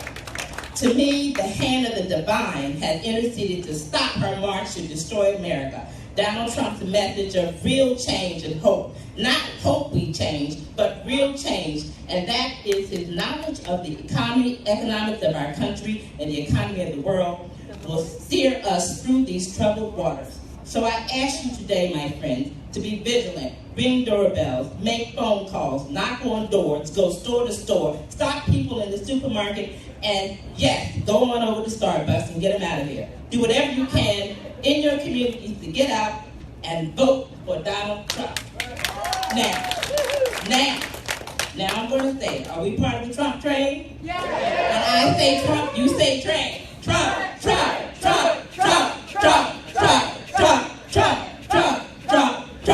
Thank you so much. Thank you.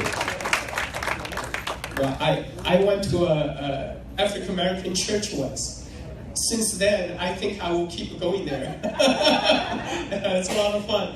I mean, okay, that's great. Well, I just want to add a key point. A moment ago, Barbara reminded me. I mean, keep in mind, it is about the vice president because that's the vote to break the tie in Senate. It's about the Supreme Court. Okay, please. All right. Wow. Time. Well, this is we're getting to the point. Let our communities also talk about ourselves a little bit. Okay. Okay. I see a lot of head nodding.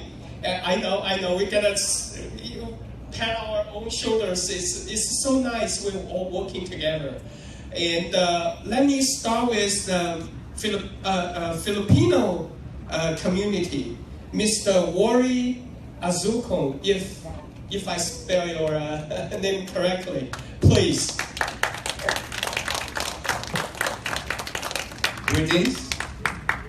I have been a Virginian for 35 years. I had hair once upon a time. I lost it after Obama took office. I'm sure some of you may have heard some misgivings from your friends about this election. But let me tell you, this is not about just electing the next president. The future of the Supreme Court is at stake. We cannot allow Hillary Clinton to remake the Supreme Court of the United States that will just give a stamp of approval to massive regulations that will choke the economy. We cannot let Hillary Clinton to remake the Supreme Court that will be less friendly to religious freedom. Amen. And we cannot let the Supreme Court to be less friendly to the right to bear arms to defend your family. We have accused Trump of everything other than being nice to Hillary Clinton. He's been accused of being disrespectful to women. What hypocrisy on the part of the Democrats. Hillary Clinton and the Democrats idolize a man who has committed worse things that you cannot even describe it to your minor children. We have a choice between somebody who has demonstrated incompetence in public office and somebody who has a record of creating jobs. What we need is not necessarily Mr. Nice. What we need is Mr. Competent.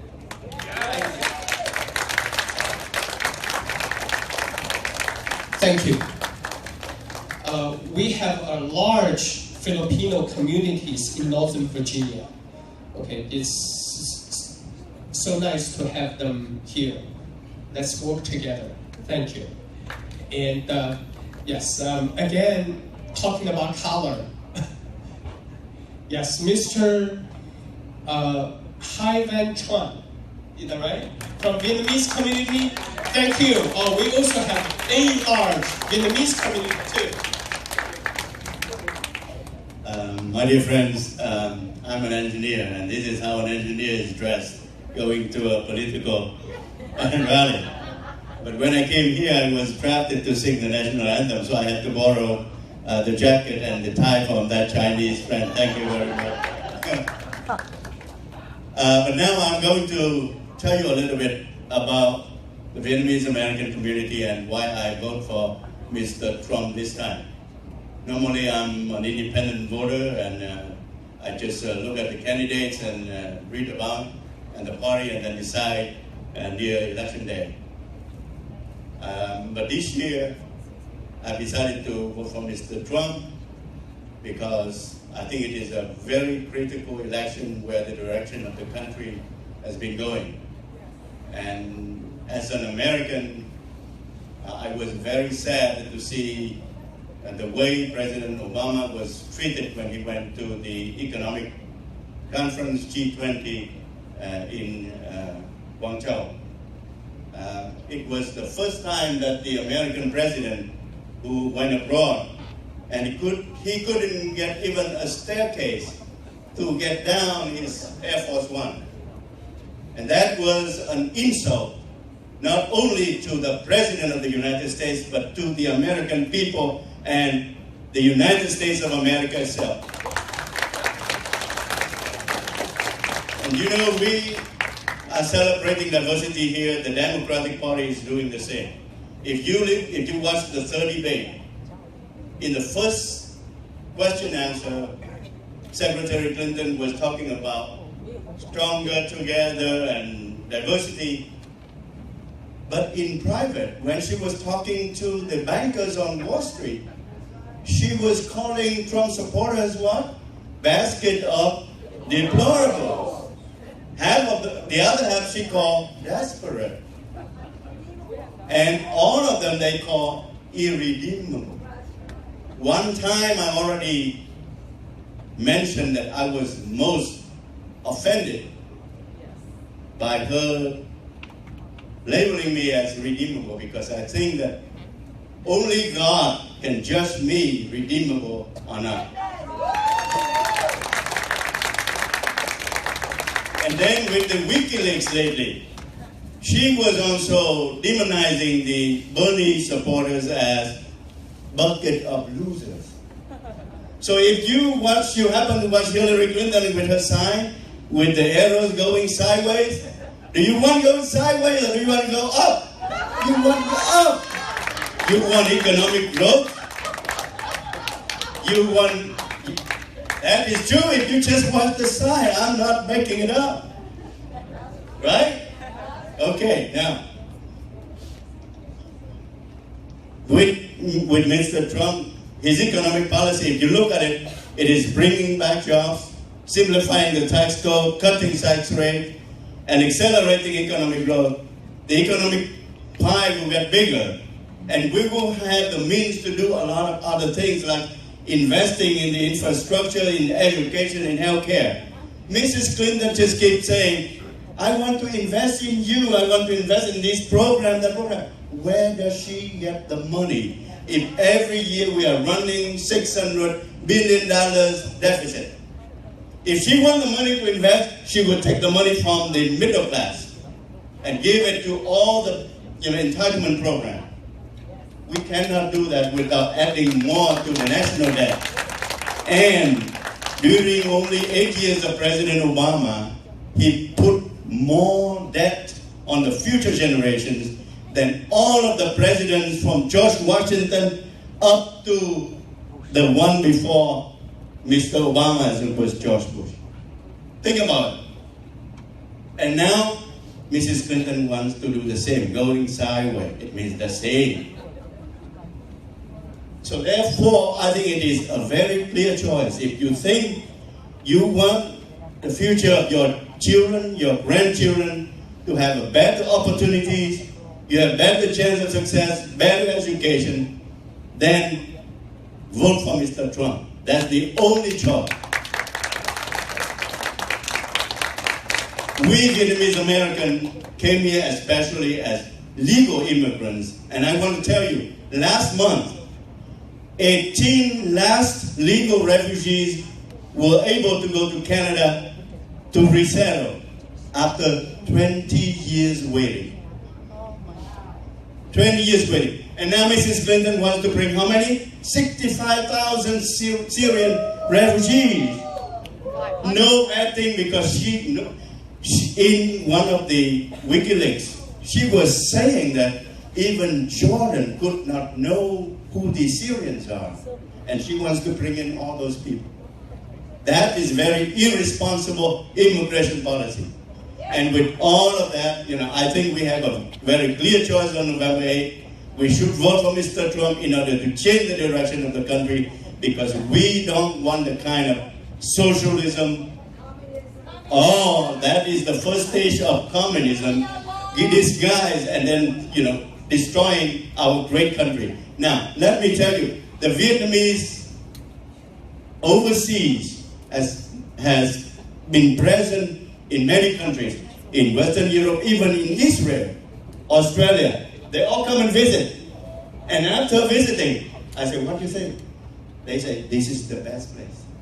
This is the best place. Ask around, ask your friends. I'm not making it up. Talk to your friends who come from Australia, from Western Europe, from Israel, from anywhere. And after they come here, they visit for a few weeks, ask them, what do you think about life here? I say, the best. Vote for Trump to keep the best life here. Thank you, Mr. Chong. I'm telling you, the Vietnamese community is one of the earliest supporting Republicans. One important reason, because we escaped the certain socialism, communism out there. We don't want to come here and someday find our kids, you go back to socialism again. I mean, that's another one we are come here for. We come here, we want to contribute. We want to work hard. We want part of the prosperity, right? Not suddenly go back to, okay. So, you see, this is also one of the reasons the communities we need to work together. We would like the Vietnamese community mingle with other community, Korean, Chinese, or more. Tell your story. I mean, this is we needed so much. Okay, I would like to introduce you somebody from Maryland. another state. Okay, Chi Hui Huang is a Maryland chair of the Maryland Republican Asian Pacific American Council.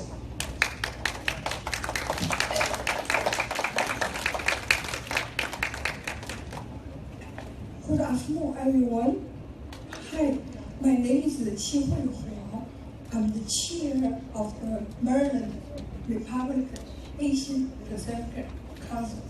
Here, I represent the Maryland Republican Asian Pacific Council. Appreciate everyone's hard work for Trump.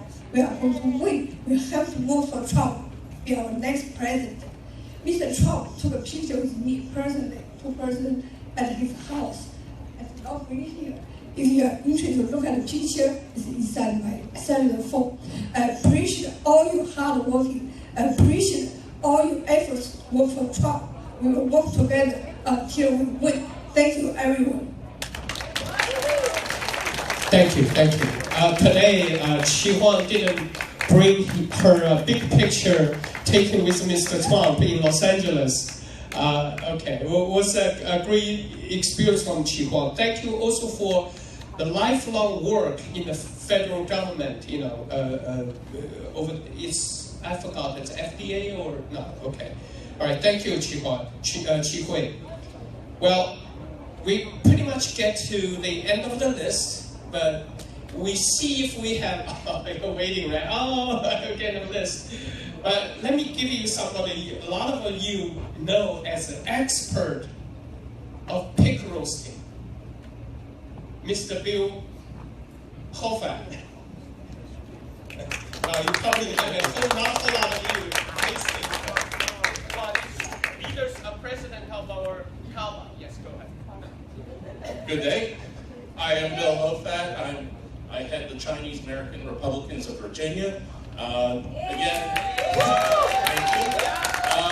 So we've heard a lot.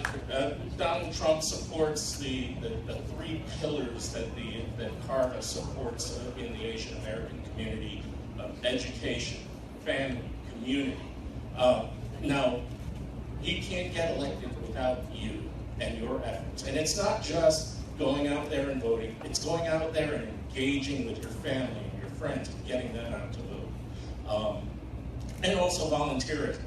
I've had some communications from folks from the West Briar School, that voting district, where they have truckloads of Korean American retirees that the Democrats bring in, and they're not able to figure out, are these people even eligible to vote?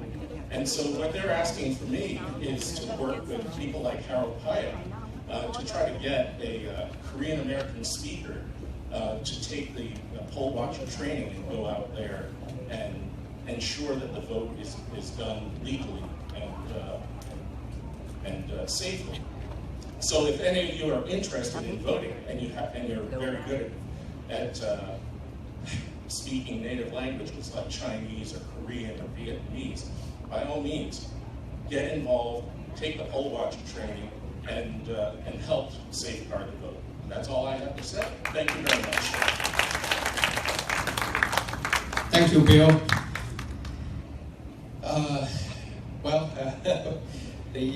You run out so quickly. By the way, you get paid $175 if you work the whole day. Okay, great. You mean the cake, right? You mean the cake? What's that? A poll watcher training. You've got what? Poll watchers also. Poll watcher. Okay, my mistake. Election officer. Yeah. Oh, okay. I heard the cake, for Asian American, we do something we gotta eat first. Okay. We no longer have time for any speakers but I'm a grassroots guy. I really want to have at least one person speak from the crowd to tell us what you feel.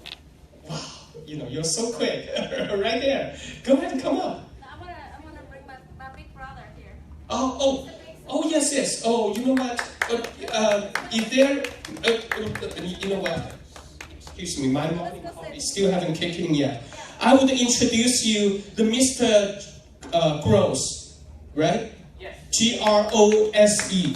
Thank you. Let me read this. Is the Congressman writing Chris Gross, right? All right, thank you very much for this opportunity. And just like to answer a couple of questions up front, a little bit about why I'm a write-in.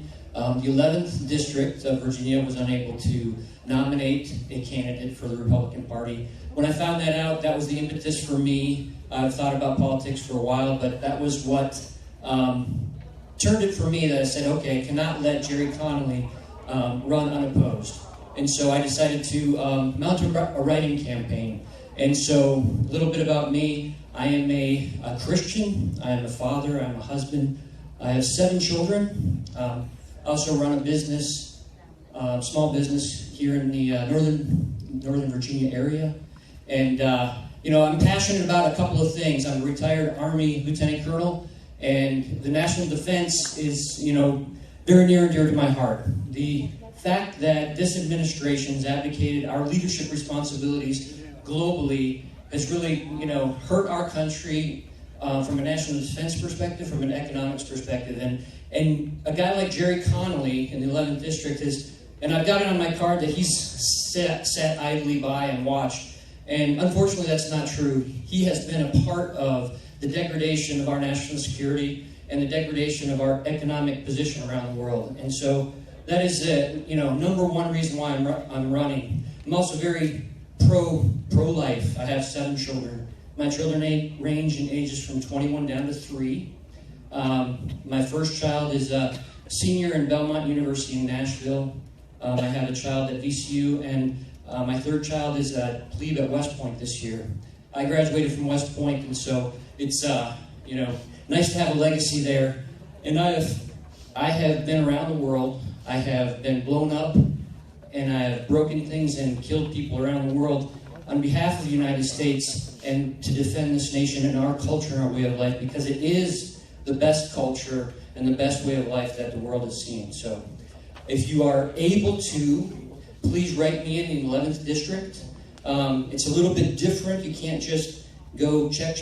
You have to check that write-in block and then write my name in, Chris Gross. That's G with a rose. Okay, thank you very much. Thank you, Gross. Almost forgot there. Thank you for the service you have done for this country. Thank you. And I think we are in a session. A moment ago, I said the last one, but that's the last one then. Okay, so we have a close statement and a thank you note, but a lot of guests we thank to already left, so we're not going to read them one by one. So let me just give you a quick close statement to tell you why this year is so important for Asian Americans to come out. Our own perspective, let me share with you. Okay, let's be very frank. Okay, Asian American population has grown dramatically in the last 7 years. Before we have a small portion of this country's population. And let's face it, be honest. I think that Asian American politics, relatively, for many reasons, of a less significance compared to a lot of communities. Some of us might say, we have a smaller population, but think about it. Our population is about 10 times than Cuban Americans, probably 3-4 times than Jewish Americans. So why? Then I tell you why we need to change. One thing about it is, over 75% of Asian Americans will not work in this country. So come here, we're working hard, we settle down. Yes, so we start to get used to the politics here, then find out how great this nation is. Actually, what we do, what we vote actually counts. This is a lot of times not the situation in the place we came from. Okay. So yes, so we have about close to 6% of the population now which is about half of African Americans. And we are only 4% of a voting bloc because we don't register to vote, we are not there. But I'm telling you, this is changing fast. We all see it right now. If you don't vote, you don't count. Certainly. Okay, so we need to get them to vote. But second, very importantly, our Asian American community are very fragmented. Okay, I don't blame politicians why they come with the last moment because they don't know. They're confused between you have Vietnamese Americans, very colorful yellow, then you have Chinese American, Korean, all speak a different language, say the different, have a slightly different culture, right? So it's difficult for them. Okay. However, look at it. We have a lot of common interests. Especially, even you see the Indian American and Chinese American. Okay, although we probably even looks quite a different percent. Okay. However, think about it. Look at education, college admission. We have exactly the same challenge because we really, Elizabeth, we have to really be really something than to be able to get to Ivy League. Okay, we not just being treated by Ivy League also, although we do have a good percentage there, but also how we honor our own leadership, be part of the good citizen in this country, and be like real Americans, be out there, break that glass ceiling. We have a lot in common. We have a lot of common challenges. So I'm calling today here, not just, come out to vote, but let our community working together, learn from each other, okay? Then to form a meaningful voting bloc, to see where our values are, not just automatically falling in the stereotype, who represents immigrant, who's not. So precisely here, together, we can make a difference. Gee, I almost slipped to some other stuff. I really how dangerous it is nowadays. But we got to work hard in this campaign. Very importantly, the gubernatorial campaign is coming 2017. We got to work together more effectively to make that difference. Okay. Thank you so much for Thank you so much. I have to thank also our staff, Shu, Larry, Tony. Thank you, Tony. Thank you all. Okay, thank you everybody. Okay. Watch for an announcement. We're going to have a rally. Quick announcement. We're going to have a rally at the Eaton Center either the Saturday or Sunday before November the 8th. We will be working on it tomorrow and the next day. And we want all of the different communities to come out to show support for Mr. Trump. So we will get that word out to you. I'll be there.